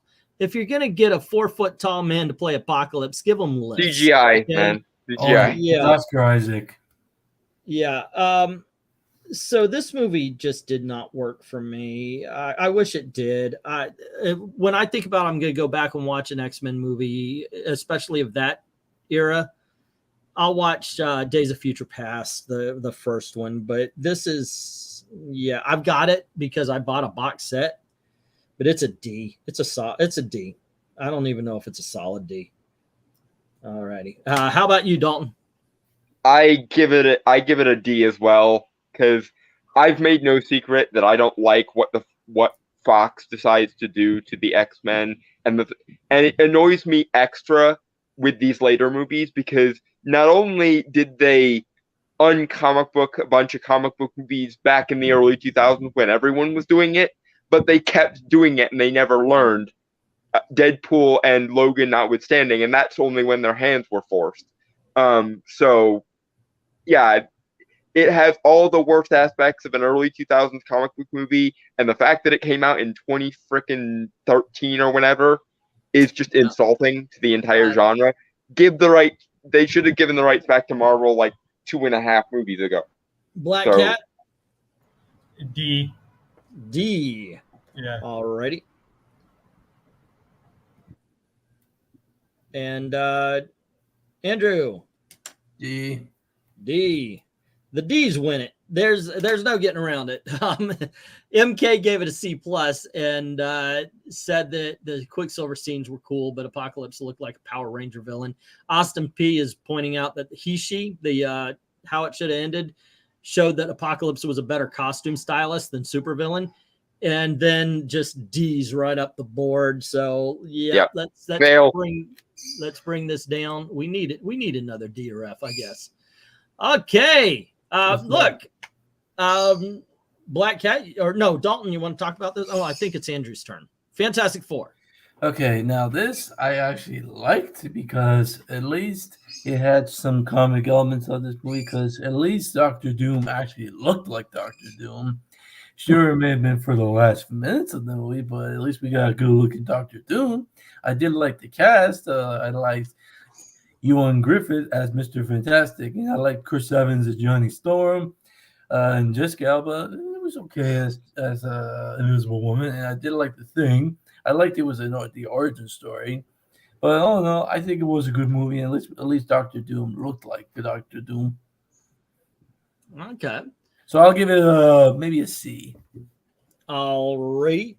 Oh, and guys, remember, tonight we're just tiering them. Join me tomorrow at 8 o'clock, and we're going to rank these. We're going to start at the Fs and work our way to see which one we all believe is the best. All righty, so we got a C from Andrew. Black Cat, what do you think? Hey, what's up, RDV? I would put this in the... for the time, because of the time and everything, I'd put it in the C. All righty. Okay, Dalton. What did we end up giving Silver Surfer? Because I would put these fairly analogous in terms of quality. Silver Surfer ended up being a C. Yeah, that works. All righty. And let's see. FF is high C. It's fun. And Misso hadn't seen it. Comic Book Frog is saying Age of Apocalypse had a sexy Psylocke, so S level for sexy. Let's see. FF is a B for me. Solid origin, if nothing else. And I got to tell you something. It's not going to make any difference because the C's have it. But I gotta say I kind of like this a lot better than you guys. If I did include S tier, I'm just kidding. It's a solid B though. It's a very entertaining film. At least it showed that they're being a family, and I've got a personal history thing with this. I took my daughter Ashley at the time she was about 11, 12 around. I think she was 11. And I learned she was a heterosexual that day because there's a scene where Johnny Storm is with a nurse and they're skiing, and he's skiing down the hill, and his flame goes on, and she's like, "Woo!" and he just flies into this big old snowbank where he flies into the snowbank, and his heat had melted it, so he's now in a pool of water, but he's shirtless to the point where you can see a little bit lower than his waist. And my daughter sitting next to me, my 11-year-old daughter goes, "Oh." And I'm like, "Oh my gosh, my daughter just had her awakening." So what the hell? I mean, this was Chris Evans pre-Captain America. Yeah, it was Chris Evans, and it was one of the funniest freaking things ever happened. She just goes, "Oh," like, oh, okay, what the f is wrong with you? Yeah, but there you go. It was one of the funniest things. So I do enjoy that. I give it a B though. But in all honesty, the C's won it already. So let's put that in there. All righty. Hey, Galen. Thanks. Now the first Ghost Rider. All right, Dalton. You want to talk about the first Ghost Rider? Yeah. This one's a B for me, I think. All righty. Explain why, please. It still has some of the kinks of the early 2000s era, but it leans a lot harder into the supernatural cool factor of Ghost Rider. And the guy they got to play not Mephistopheles did a really good job playing the deal-making devil at the crossroads vibe. And I kind of like the almost folktale vibe it had, almost like a Devil and Tom Walker sort of vibe to it. So yeah, B for me. Alrighty. We've got a B from the Daltonator, Mr. Black Cat. B as well. Okay. Mr. Andrew. I give it a B because I think this movie is very. I really enjoy Nicolas Cage as Johnny Blaze, like his first transformation scene when he's going freaking out, going and his eyes turn on fire was pretty cool. The effects still hold up. I do like some of the action scenes, like when he's on the motorbike, whipping that chain and all that. I think this movie is pretty good, so I'll give it a B. Alrighty. This movie has high highs and low lows. Ultimately, when I watched it, I thought, wow, they finally made Ghost Rider the video game the movie. They finally made Ghost Rider the video game the movie. This movie watches like a video game plays. Okay, so you're the Ghost Rider. Now go and fight boss number 1. All right, you did that. Now you got to drive over here, get your health bar up. Now go fight boss level number 2. Now number 3. Oh, look, it's time to fight the big bad guy. One really cool scene is we've got the Old West Ghost Rider riding with it. But it really was. It very much was Ghost Rider, the video game, the movie. Love Johnny Blaze in it. I think it's I thought he was awesome. I mean, Nick Cage as Johnny Blaze was awesome. And yeah, I thoroughly enjoyed this movie. And since my wife's in the shower, I can say this: you put Eve Mendes in damn near anything, I'm going to watch it. But that being said, for all those high points, it's got one big freaking clunker of a downside. Was it Blackheart? No, it was not. And right now, for cripe's sake, I cannot remember her name. But this is the movie Roxanne that introduced us to whatever that fucking actress is who plays Fat Amy in all those Pitch Perfect movies are. She was in that shitty freaking cheerleading movie Melissa McCarthy? This year. No. But for some reason I can't remember it, which fucked up my joke. But I'm telling you, it is horrible that she was thrust upon us, and this is the movie that did it. If the chat knows who I'm talking about, by all means, tell us. Rebel Wilson. Rebel Wilson. Yes, this is her first film. Yeah, so Ghost Rider. All right, no, but anyway, I gave it a B. Yeah.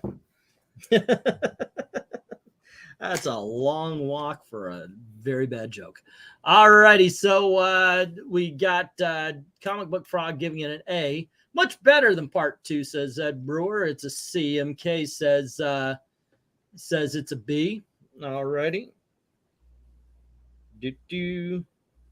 And then I'm going to be generous and give Ghost Rider a B. Says Miss So. And let's see, an A from Comic Book Frog. Keep on going down. I'm not mad if it's a B, says Ed Brewer. And it looks like that's exactly what it's going to be. All righty. She big bone Amy now. Thank you very much. Well, you know what? In the Pitch Perfect movie, her character is actually called Fat Amy. I'm not, I wasn't insulting her. That's actually the character's name. All right. So Ghost Rider is a B. Oh, I want to start. God dang it. Where's my Hulk sequel? This movie was freaking awesome. I do not get it. Thank you. I do not get any kind of, like, anytime I'm reading in a magazine, oh, well, you know, that movie sucked because it was the only, go f yourself every magazine ever. This movie was freaking awesome. I loved the Hulk. I like seeing the Abomination. I had a blast with this movie. And this is like the first movie with the Hulk with Ang Lee. Okay, yeah, that was kind of comic booky, but it really didn't know what it wanted to be. This movie said, well, if you have the Hulk, you need to destroy things and you need something big for him to punch. And they did that. So and by the way, and I know I'm going to be probably the only one, I'm going to give it an A. Ooh, well, you're not alone, man. I'm also going to give it an A. All righty. So how about you, Black Cat? Go ahead. In my opinion, I think Edward Norton was the best casting choice for Bruce Banner. Because Edward Norton really played the timid scientist living with fear of a monster inside him while being on the run from the government, trying to be with Betty. And if you think about it, some of this Hulk movie felt like a horror movie with the Hulk being in the shadows. This is the Edward Norton Hulk, not the Ang Lee Hulk. Yeah, some of this movie felt like a horror movie with the Hulk being in the shadows, picking off people, and he comes out of the shadows going, and this was the first movie to give us the scene of those two in the cave is what really made it. Oh, with the Hulk and Betty? Yeah. I love that scene. Yeah. I will go with him I think Edward Norton as the Hulk. Edward Norton was a better casting than Mark Ruffalo, in my opinion. Okay, so we got 3 Bs. Or a B. Oh, wait, did you say A as well? No, I said A. And Black Cat. 3 A's. Dalton. C. A C. Didn't care for it as much as we did. It's very, very forgettable. Like, I kind of had to remind myself of what it was and why it existed. And honestly, between the two of them, I would rather watch the Ang Lee one. It's fine. Everybody's got a different opinion. It went because the Ang Lee one went more into kind of the dark aspects of the Hulk and how just screwed up beyond all reason his backstory and trauma are. So even as somebody who doesn't really like the Hulk, which to be fair, I don't really like the Hulk. If gun to my head, I had to watch a Hulk movie, I'd watch the Ang Lee one rather than the Ed Norton one. Okay, well, the Frog is agreeing with us, and Jim Sorensen is agreeing with you. Ed Brewer is saying a B. Oh, okay, Norton, that was just okay to me. I give it a C, says Miss So. All righty. Let's see. MK, this is the good one of the one with the lame lightning monster. Not the lame. So A, best Hulk movie, in my opinion. Then best Bruce Banner 2, much better than Avengers Hulk guy. And that is from MK. You just lost your authenticator card, says Ed Brewer. All righty. To be fair, once again, I don't like the Hulk. He's not anywhere near close to my character. So I might just not be the guy to turn to for Hulk advice.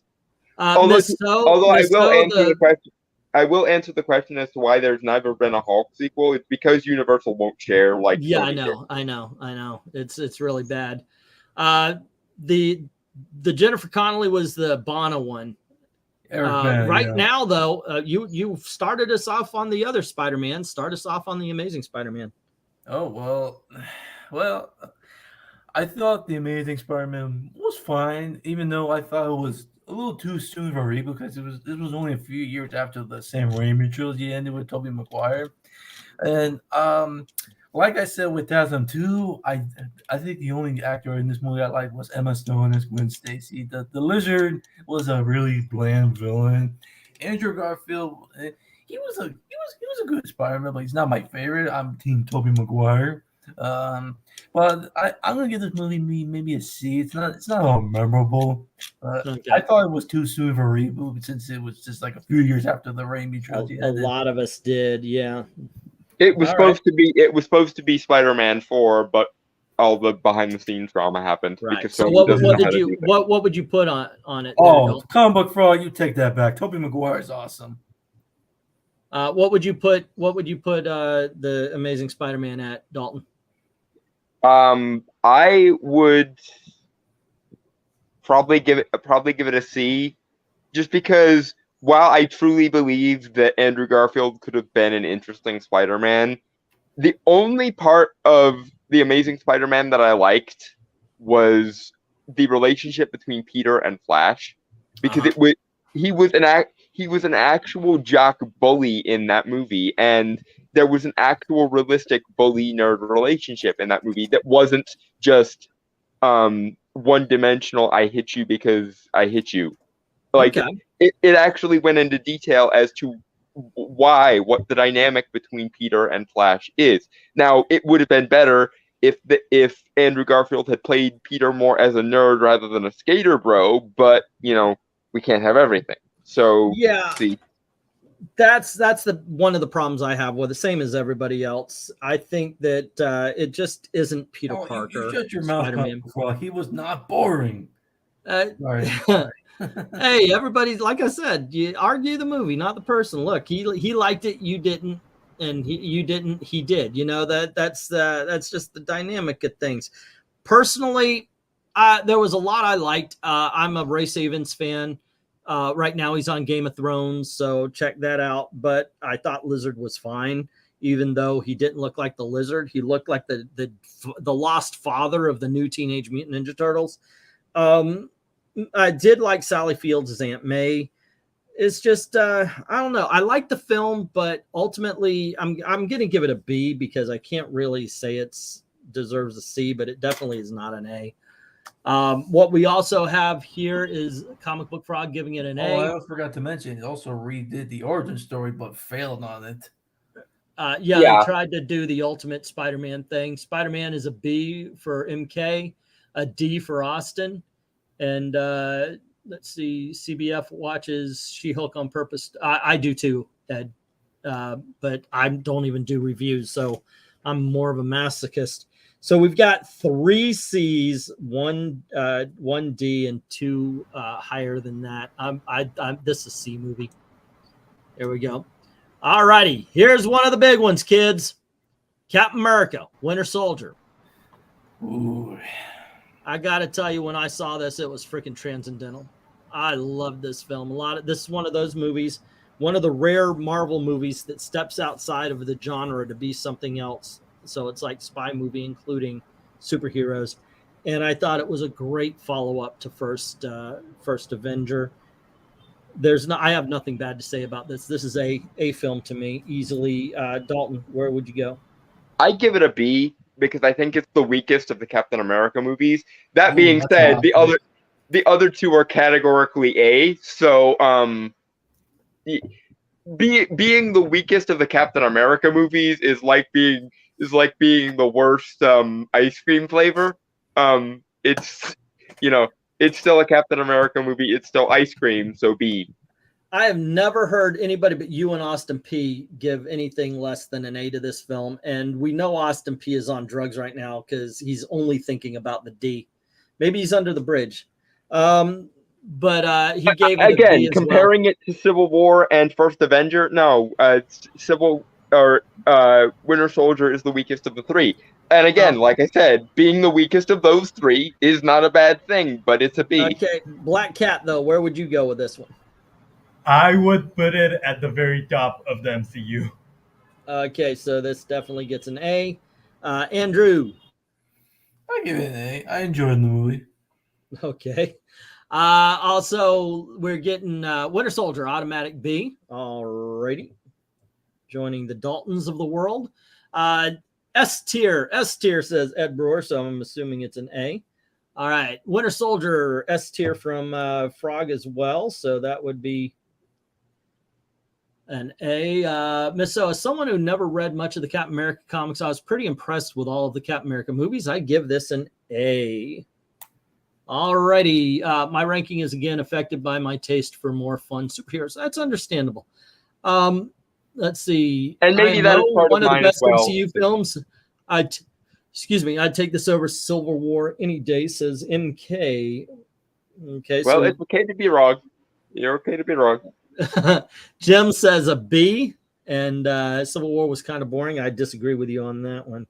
But this has got 7 A's. This is going to the top here, kids. There you go. Next is the very first X-Men. All righty. Dalton or Black Cat? I have to step out for a minute, so can I go first? Okay, go on ahead. Go. Let Black Cat quickly do what he needs. Yeah, I would put it in the B tier. Okie dokie. Okay.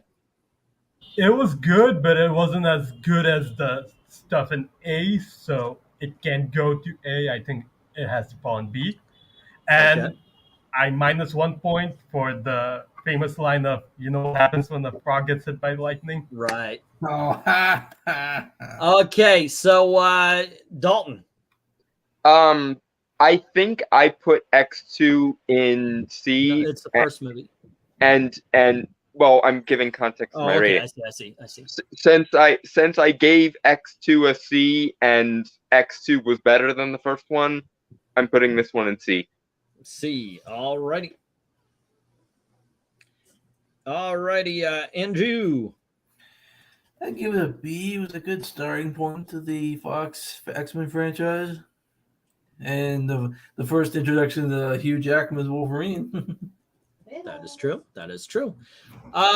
Let's see. Oh no, open the door. Don't leave me with the Dalton, says Austin P. Let's see. Opinions can't be wrong. No, X-Men is a D, go figure, says Austin. Alrighty. And then let's see. X-Men is a B, according to the Frog. Miss So says, I generally liked all the X-Men movies. I give this one an A. Alrighty. Watch cartoon, reading the comics has severely affected my opinion on the X-Men movies. Same logic, you get your card back, Dalton. Alrighty, there you go. A for X-Men, says Jim Sorensen. Okay, so let me tell you the truth about the X-Men movie. As I went in and I was so freaking excited for it. I'm living up in Tallahassee at the time. Gail would give me a day to go to the movies where I would like sit for 3 or 4. I was so jazzed for X-Men. I'm sitting up there and then the movie right there. Okay, finally I get this X-Men film and the fuck is this? I'm not bored. It's entertaining. But what the hell is going on here? But it's not X-Men. Yeah. First of all, they're all in black leather. Okay, that's fine. Black leather in some situations is necessary. I get that. But this is what really bothered me. The fact that there is no characterization here, kids. Cyclops' characterization, he's got laser eyes. Jean Grey's character, she can move things with her mind. Rogue, she steals people's powers. Magneto, powers rather than character traits. Yeah, the only person that was given a character was Wolverine. And I was like, well, why didn't they just call this freaking movie Wolverine? Every X-Men movie is all about Hugh Jackman. Don't get me wrong. I was entertained enough, and I'm going to give this one a B. But because over time I've learned to live with it. But when I first saw it, I was like, God, that was, I don't know what to say. But yeah, like I said, I've learned to live with it. And I now watch it and I'm entertained and I kind of like it. We get A for X-Men from Jim Sorensen. Sorry, Dalton, they can't. In this case, it's all preference, my friend. And X-Men is a solid A. So we've got 2 more A's. I stopped watching the DC and Marvel cartoons for the most part years ago. Don't care for the animation style. Got more into anime instead. Yeah, that happens sometimes. That happens with a lot of people, especially younger people. Again, the best parts of the X-Men movies are Wolverine, Professor X, and Magneto. So here's the thing. I think this is gonna go B. It's got 4 A's, but 4 B's with 2 grades, a C and a D, dragging it in that direction. So I'm thinking B. What are you guys thinking? Sure, B. Yeah. B's fine. All righty. Let's put that there then. Once again, ladies and gentlemen, we're rating them tonight. It's been a long, I thank everybody for hanging out with us and for hanging on so long. And I understand this is a longer stream and such. Yeah, I think for me, once we get the rest of the Spider-Man movies, then I'm gonna head out. All right. And I apologize to Professor Pixel because we were supposed to review the final episode of Sandman tonight, and we didn't. Okay. Because I was preoccupied doing this, so I apologize to Professor Pixel. We've been pushing that back a week or two, though, so I don't think he's going to hold it against me. Tomorrow we will rate these movies. We'll start at the bottom and go on up. We'll start at 8 o'clock, and now we're talking about Ant-Man. It's a heist film. I love it. I love this is a movie where the comedy fits. It's not overdone. I like the relationship between Scott Lang and Hank Pym and Janet Van Dyne. Hope, thank you. The mother's dying, thank you. But yeah, so Hope Van Dyne. Gotcha. But yeah, so freaking fun. I love this film. I really do. It's very simple too. And that's one of the things I like about it. It is just its own film with one mention of something that goes on in another movie. I like movies like that rather than the ones where now they feel obligated to have everybody in it. I give this one an A. Black Cat. I give it an A as well. Like, love the heist, love the comedy, the fight with Falcon. That was good. Like, we're like, can this guy actually do anything? Like, we don't know what Scott's capable of. And then he takes on the Falcon. All right. And you know that he's at least mid-tier. Okay, so Dalton. I give it a C because I find the Ant-Man movies and the Iron Man movies to be almost entirely interchangeable, i.e.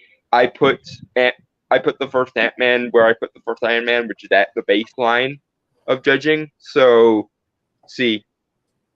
Okay. And Andrew. Sorry, what were we on? Ant-Man? Ant-Man. I'm gonna give it a C. It was like you said, a fun heist movie. I enjoyed Paul Rudd as Scott Lang. Okay. Alrighty. So also we get Ant-Man as a competent C for me, says Austin. Miss So is talking about DC anime, or that's MK. First Ant-Man, says Ed Brewer, B. And then we've got Jim Sorensen saying the same thing, B for Ant-Man. I was not familiar with the Ant-Man comic, says Miss So. And then at all, when I saw these, and they were solid Bs to me, says Miss So. So, okay, we got another one, and MK says B.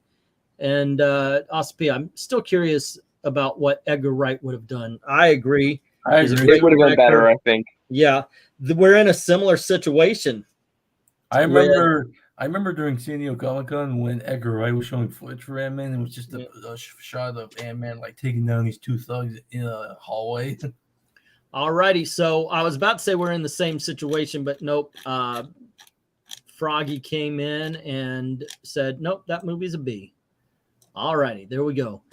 Okay, kids. Hold on, let me scroll down so it's where it's going to be, somewhere here. Well, X-Men Wolverine Origins. Already, I'm going to give this a D. A D? Okay, Black Cat. It's a D. Okay. They massacred Deadpool. And so did Mount Dalton. D, because it takes everything I dislike about the Fox X-Men and doubles down on them and makes them 1,000 times worse. And also, yes, the how the hell do you take the Merc with a mouth and remove his fucking mouth? Yeah, you sew his mouth shut. Why? Why you do this? Why? Yeah, it was so bad that in Deadpool 2, you actually had him go back in time and shoot that version of himself. Okay, so far 4 Ds or 3 Ds from the panel and 1 C because goddamn, that opening scene was not just good; it was fucking awesome. You mean the wartime scene? Yeah, the opening credits is one of the greatest scenes in comic book movie history. I give it a C, but it don't matter because I know for a fact that this movie's going to get the shit kicked out of it. Okay, As so well it should. It MK, shoots the heavily of the shit in it. MK is saying Brock's. Oh no, the Brock Superman Deadpool. He gets a D. All righty, that is 5 Ds. Origins F. All righty, there we go. And there's another F. And then we've got Defo Show, says Ed Brewer. All righty. Miss So, yeah, it's same here. Oh, okay. Jim Sorensen says F. This one was weird. I give it a C, says Miss So. Hey, C sisters. Deadpool went from the cool after to what the one movie. And Wolverine Origins game, an A. Definitely, dude. That is awesome. This is definitely on the D side, kids. So there we go. All right. D to the D category. Dalton, you want to start us off on Deadpool 2? Yeah, why not? It's not as good as the first one, but I still think it deserves an A because it does what every good sequel should do, which is it takes what worked in the first movie and does it bigger and better. So while again, it's not as flawless as the first movie because very few things are quite as good as the first Deadpool. I think it still deserves an A. All right. Barely, but yes. Black Cat, what's up? I will put this as an A as well. All righty. Andrew. I say B because I did like Josh Brolin as Cable. He was a good, tough guy. All righty. I'm going to agree with Andrew on this one. I enjoyed this. This is a lot of fun, but there was just something that made me not like it as much. I don't know what it is. It was just a feeling while I was watching. I was like, this is everything but a little bit less, a little bit opposite of what Dalton was saying. But overall, still, I mean, it's a B. It's a good movie. Good, solid film. It would be a high B. Let's see. Deadpool 2 is an A, according to the Frog, but a B from Ed Brewer. Uh-oh, we might have a tie going on again. All right. I'm fine with it being B, but Juggernaut looked more accurate. Yeah, at least we got a good Juggernaut. Yeah, and he broke him in half like this. Yeah, that was really cool. I might put this one on when we're done. Holy crap, we've been doing this for a while. We're almost done too, by the way. We started at like 10:30, I think. No, wow, and this then, is as long as the auction is. Okay, didn't watch. All the Deadpool movies have and always been A's. There we go. And let's see. I didn't think that this would take this long. All righty. You also thought it would only be the two of us doing it, so yeah, that's true. That's true. A couple of it does. And 60 movies. And it's 60 movies. Yes. I love Ryan Reynolds. Okay, so. Guys, we got a tie. I'm fine with pushing it down to B. Like I said, it was barely an A for me, but I'm fine with it being a B. All right. Just a very high B. Like I said, it's not as good as the first one, but I thought it was good. We'll decide that tomorrow. I will say this. You remember what I said about video game Blade Trinity? I said, oh my gosh, this is a driving game. Come to think of it, Blade Trinity was Ryan Reynolds' first comic book movie. No, there you go. All right. In all honesty, to me, him and Jessica Biel were better than Blade. I didn't want to watch Blade anymore when I was seeing this movie. I wanted to watch Blood Pack or whatever they were calling. Unfortunately, even they couldn't save this. This is a D film. I agree. D. Put it in D. All righty. How about you, Black Cat? D. Okay. And you, Dalton? I'm not gonna break the tie. I've been the harshest on the Blade movies of our group, so yeah, I'm fine with it being D. I would have said C, but who cares? Okay. To get through the rest of them, I'm gonna speed us through a little bit quicker. Let's see. Trader Part 3 is a C, says Ed Brewer, and RDV says it's a B. Okay. Alrighty, and really, E, I like this one. It was a B. I don't get it, Miss So, but congratulations, your money was better spent. That being said, right now we've got 4 Ds, 1 C, and 2 Bs. Blade 3 is a C for me. Okay, so now we've got equal pull here, but D is still holding strong with 4. So let's see. Because we got the other, should we bring it up to a C? Since we do have 2 Bs and 2 Cs? I'm fine with that. Like I said, I said C for all 3 of the Blade movies. I'm fine with that. Okay, that is freaking amazing to me. But there you go, guys. The Ang Lee Hulk. Now we have the Yang Lee Hulk. This is the one with Jennifer Connelly. This is the one directed by Ang Lee with the brightly green colored Hulk, the electric monster at the end, played by North Dallas 40 dude. Did you like Eric Bana as Bruce Banner? Eric Bana as Bruce Banner. Where would you go with this, Andrew? I'm gonna say I think it had some good moments. I'm putting in C. I'm more of an Edward Norton Hulk fan. Okay. How about you, Dalton? I'm fine with it being in C. Like I said, I enjoy it more than the Ed Norton Hulk, but I'm not a Hulk fan just at the best of times. I think this movie was better at exploring his trauma and the darkness of him. So, all right, Black Cat, what's up? C. A C. All righty. Wow. It looks like Froggy and Miss So. Oh wait, no. Comic Book Frog gave it an F. Dang. But Miss So gave it an A. I'm solid on B. I liked this film, by the way. I agree with what Dalton was saying. Ed Brewer says C. All right. Yeah, the only scene that I had a problem with was in all honesty the very end fight, because I couldn't see what was going on. Yeah, it was basically it was in the dark. Absorbing Man. Yeah, I know. Yeah, it was Absorbing Man. You're right. Solid D from Jim Sorensen. Connolly is hot, but like Garner and Elektra, nor even not enough to save the movie, says MK. D for the Hulk. All righty. But it looks like the C's are going to get it. Even the game sucked. Yeah, it did. I had a blast. Actually, there was a good Hulk game out around the same time, though. Games based on other things are almost always bad, especially in this era. This has got 2 grades worse, 2 grades better, and 5 C's. This is a C film, kids. All right. The first Sam Raimi Spider-Man. Okay, so give your state your case there, sir. I'm gonna put this first Sam Raimi Spider-Man in A tier. I thought this movie was fantastic. This was the Spider-Man and Stan Lee comics come to life. I thought Tobey Maguire was perfect casting as Peter Parker and Spider-Man, and shy nerdy geek who becomes a superhero. It's got an iconic soundtrack, great supporting characters.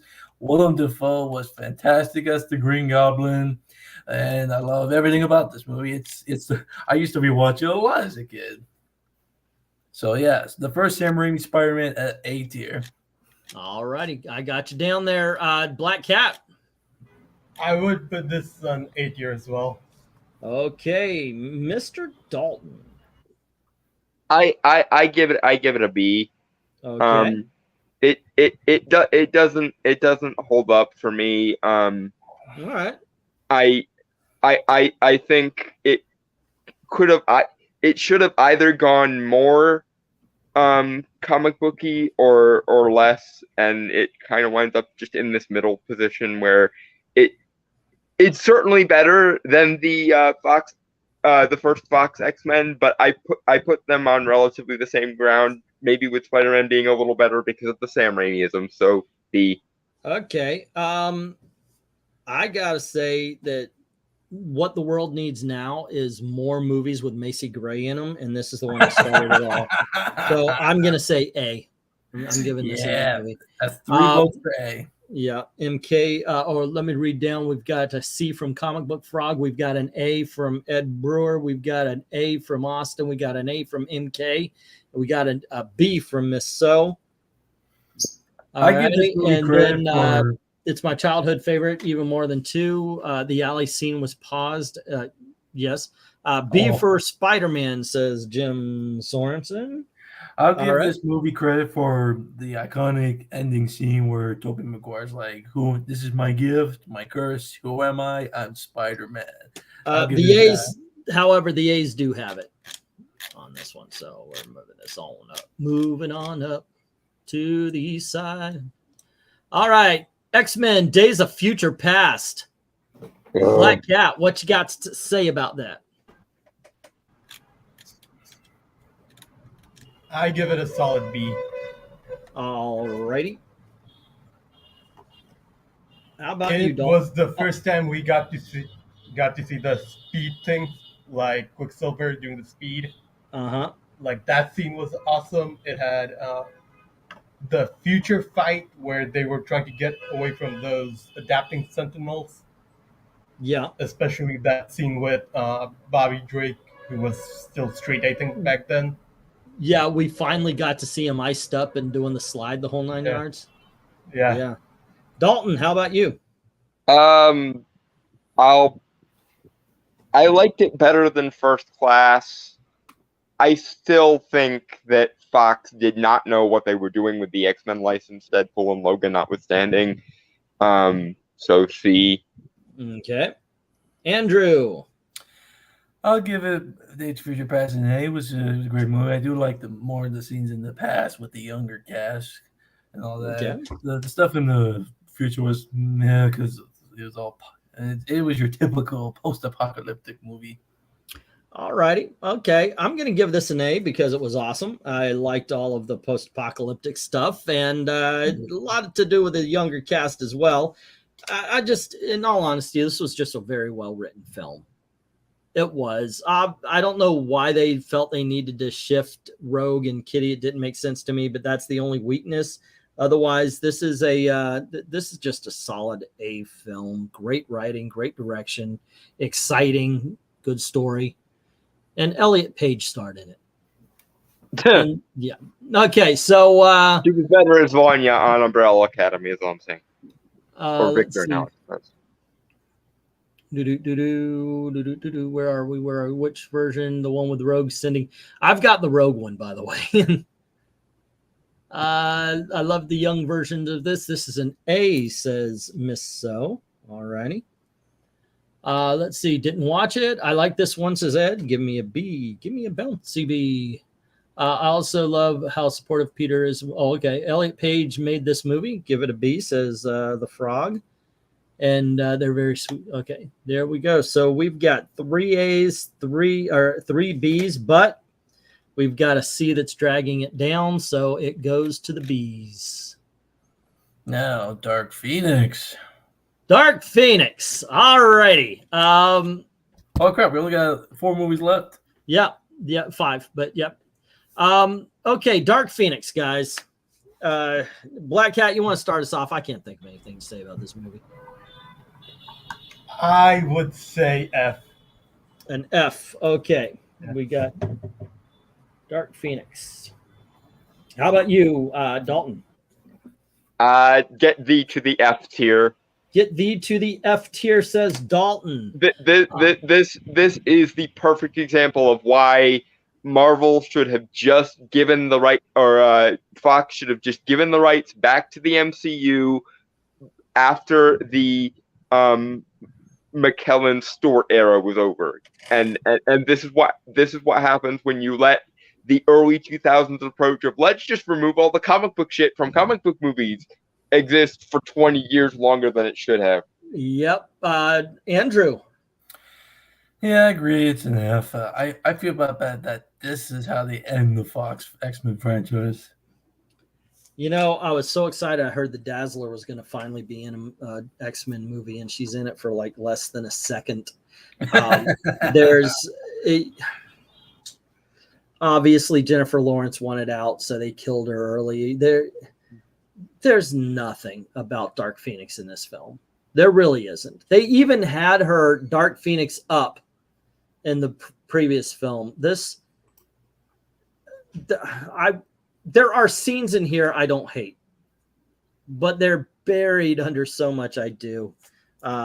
This movie deserves for those that hated X-Men 3, you didn't realize how good you had it. It's the same guy, the same writer, the same director. Yeah, what Bryan Singer. What are they thinking? No, it's not Bryan Singer. It's oh goodness. Oh, Brett Ratner. Yeah, just Jesus Lord. What are you thinking? The only movie that Brett Ratner that has ever made that was good was Red Dragon, and to be fair, Red Dragon was very good, but all of Brett Ratner's talent, I'm convinced, got sucked into Red Dragon. Okay, because so no other Ed movie Brewer, he's ever made has been good. Ed Brewer says F. Froggy says F. Terrible movie. Bad. Actually, he changes his vote to B because he Dark, realizes Dark Phoenix says E. Dark Phoenix E rubs his hands together. Dark Phoenix I felt was D. It really was the D. Have not seen the GOT version of Dark Phoenix. Aren't you the lucky one? And you came here to brag? Is that what you do, Miss O? You come here to torment us? You make us suffer while you go by unscathed, never having to know the torture that is Dark Phoenix. Oh goodness. Didn't watch. Lost all interest when I saw the trailer, says Jim. Oh wait, this is an X3. No, it isn't. I changed my vote to a B. Okay. Doesn't change much, dude, because we're still 5 Fs, 1 D, and now 1 B. Yeah, it fails. Goodbye.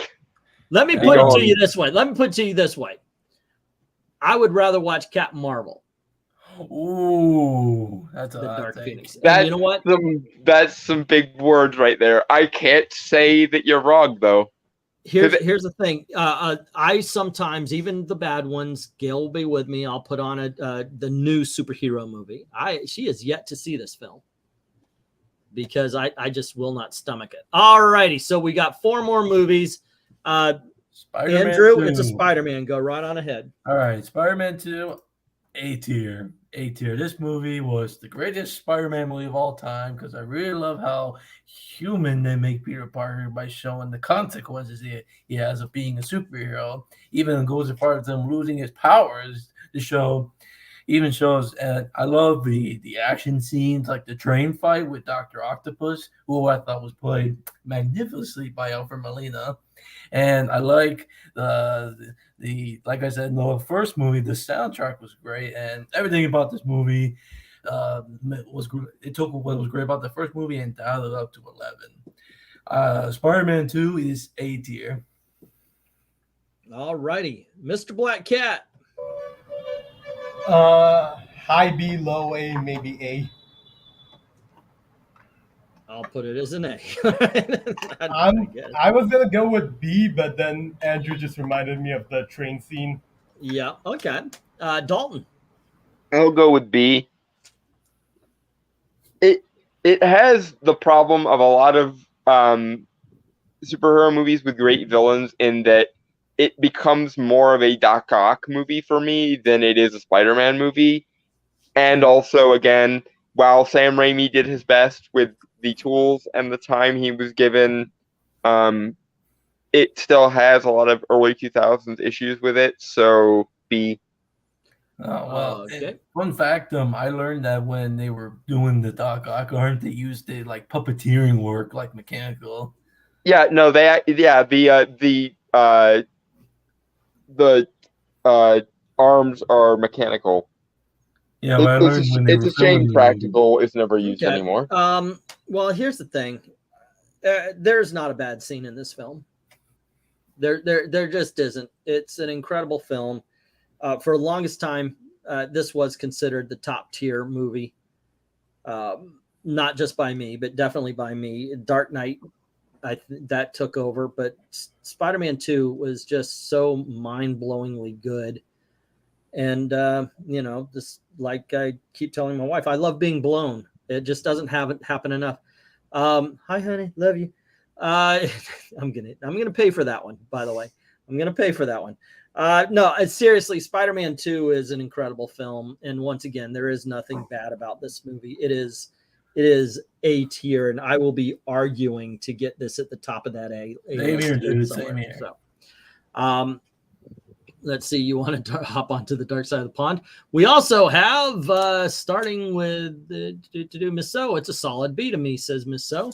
A+ to Ed, says Ed Brewer. Austin says Spider-Man is an A. Definitely an A, says Jim Sorensen. Alrighty. Once again, the villain is the only good thing. Give it a C, says the comic book frog. Wait a minute. Are there no Phase 4 movies on? Are we not ranking it, or are we not tier listing any of the Phase 4 movies? Well, you know what? I think they weren't done yet, so I don't know. I don't know if I can add anything to this. If I can, I'll toss them on there and we can put them where we need to tomorrow. All right. Let's see. That is that as far as grades are concerned. And Froggy is saying, okay. I'll fight you all about this. But it doesn't matter. 6 A's, 1 B, 1 C. Yeah. I never thought Froggy would be harsher on Spider-Man 2 than I was. Jesus. Yeah, I don't know why. Yeah, there you go. Really now, here is there's definitely movies that are missing from this one, because we don't even have the sequel to Venom. So if I can add things to this, I'll add them, and we'll do this before we rank them tomorrow. That being said, I rented this movie and for like a week, and I watched it 3 or 4 times. On the 4th time, I said, God dang, a lot of people are dead in this movie. So I counted, and I stopped counting around 500 dead people in The Punisher. There's a lot to like about this movie. This is the Dolph Lundgren one. Yeah, it's the Dolph Lundgren, the one where they didn't want it to be a comic book movie, so they took away the skull. Yeah, they took away the skull. But I'm plopping this thing solidly as a B. That's my take. How about you, Black Cat? I don't remember much of it, but I would say B. All righty, we get another B. How about you, Dalton? You ever see it? I saw it. Like I say, I'm well aware that Punisher movies aren't selling to me. Mm-hmm. So I'll just go with B, and we can have done with it. All righty, Andrew. I'm gonna get Punisher a C because of how cheesy it is. Yeah, I know. I love American cheese. Let's see, Dolph Lundgren Punisher, haha, B, just because it had its moments. And Froggy says B as well. All righty. Well, fun fact, I found out this version of the Punisher came out the same year that Tim Burton's Batman did. Yeah, I remember that. And then just a little bit later, Tim Burton's Batman was much the better movie. Brewer is saying a B. And then didn't know this existed. So Austin Pete, dude, go check it out. It is silly, stupid fun with a high ass body count. Jim Sorensen gave it a C. We've got 6 B's and 2 C's. Okay, we got another B film. There we go. Venom. Ooh. All righty, give us a start there, Spider-Man fan. Well, when I went and seen this, I know a lot of people went into this thinking that this was gonna be an improvement over the Spider-Man 3 version of Venom, and it kind of was, but it wasn't really. The way they did the Eddie and Venom relationship was weird because they did the whole "on my planet I'm kind of a loser" like you. It felt like it went a little too fast because it had like a pretty generic villain in Brian. I thought they kind of improved it in the sequel with Woody Harrelson as Carnage, and but I give this movie a C. It's okay. Hot take. I prefer the Topher Grace Venom from Spider-Man 3. Okay, so where would you put this movie? I put it in. I think put it in C. C. Alrighty. Dalton, what about this one? I'm putting it. I want to say C because a lot of my problems with it have to do with the fact that it's basically a throwback to the late 90s, early 2000s era of comic book movies. And we definitely don't need any more of those. But the fact that no, I'll keep it in C. I was gonna pull it down to D, but I liked this version of Eddie and I don't mind the sort of buddy cop vibe he and Venom have together. So C is fine. Alrighty. Did Black Cat gave his? No, and I'm gonna say Black B. Cat. D. I'm gonna go with B. B. Okay. Yeah. Alrighty, and I forgot to say I did enjoy Tom Hardy, but he did a good job. All right. Jim Sorensen says C, and Comic Book Frog says B. Alrighty. He says he likes it over 70 show Venom. Wow. D from Ed Brewer. I like the second one better. Kidoki. Let's see. Venom is an F. No Spider-Man. No Venom. That's another thing I didn't like about the movie. They tied his origin away from Spider-Man. B for Venom, not the best or worst, but I like this one over the 70s show. All right, and we got C for Venom. C and B. Goodness, what the freaking hell did I think about this movie? You know what? I don't think about this movie. It's a C. It came, it went. It does not matter. Thank you very much. Yeah, and how long did it take? How long did it actually take that Japanese chick to walk from China to to America again? But let's see. We've got 1 F, 1 D, and 3 Bs working on 5 Cs. So definitely Cs, and we got another one. So it's 6, right? No, I already wrote Jim's down. Yeah, I think it stays. Did you think this version of Venom was better than the one Spider-Man 3? Yeah, I think so. All right, Iron Man 3. Last one of the night. Last movie of the night. Once again, I'm going to catch up with all the others, and we'll do that before we rank them tomorrow. So, Iron Man 3. What to say about an Iron Man film where Tony Stark is mostly out of the armor? Here's the thing. I actually think this is the best Tony Stark film. I think he really nailed the character in this one. I think it's not a good Iron Man film. Overall, though, I enjoyed it. I'm going to give it a B. Dalton, what do you think? I'm going to give it a C just because I think that's where I stuck the other 2 as well, and this is the worst of the 3 of them, so it would be unfair. Also, they turned the Mandarin from a freaking technological space wizard into just some guy, and also revealed that just some guy was an actor. And it's just everything, because when I was first introduced to Iron Man, I was first introduced to Iron Man with the 90s cartoon that was done in the same style as the Spider-Man cartoon and the X-Men cartoon, kind of. And I really love the Mandarin as a character, and I love his entire gaggle of slightly more competent than Power Rangers villain like Hypnosha and Marduk and or MODOK. What would you put it at? Again, you put it as C though, right? C, because I was really looking forward to having the Mandarin because Space Wizard with technology. Yeah, I know. I was hoping to see. I wanted to see the rings, not And here's the thing: before they did the big twist, Ben Kingsley was actually intimidating. He really was. I think Andrew, if he had just been a terrorist, I would have been okay with it more. But then they pulled the actor switch, and I'm just like, yeah, no. C. Andrew, what would you do? Okay, if this movie had kept Ben Kingsley as the Mandarin, I would put it in a B. But since it didn't, it's going in a C. All right. And we already, Black Cat, you were first, right? So what do I think? Oh, no, I was first. Wasn't I? Yeah. Black Cat, what do you think? I think he's not here. Oh, he dropped out? Okay, so let's see what we got. Iron Man 3 was a solid C, says Miss So. All right. And then we have, did you do Iron Man 3, a hazy memory of a C, says Austin P. And D, I was less than impressed, says Jim Sorensen. Iron Man 3, it's got to be a D, says Froggy. All righty. I am Iron Man, says Austin P. C is too high. D is right, says Ed Brewer. And once again, the casting of the Mandarin was another Chinese bow down. Yep. Isn't that something?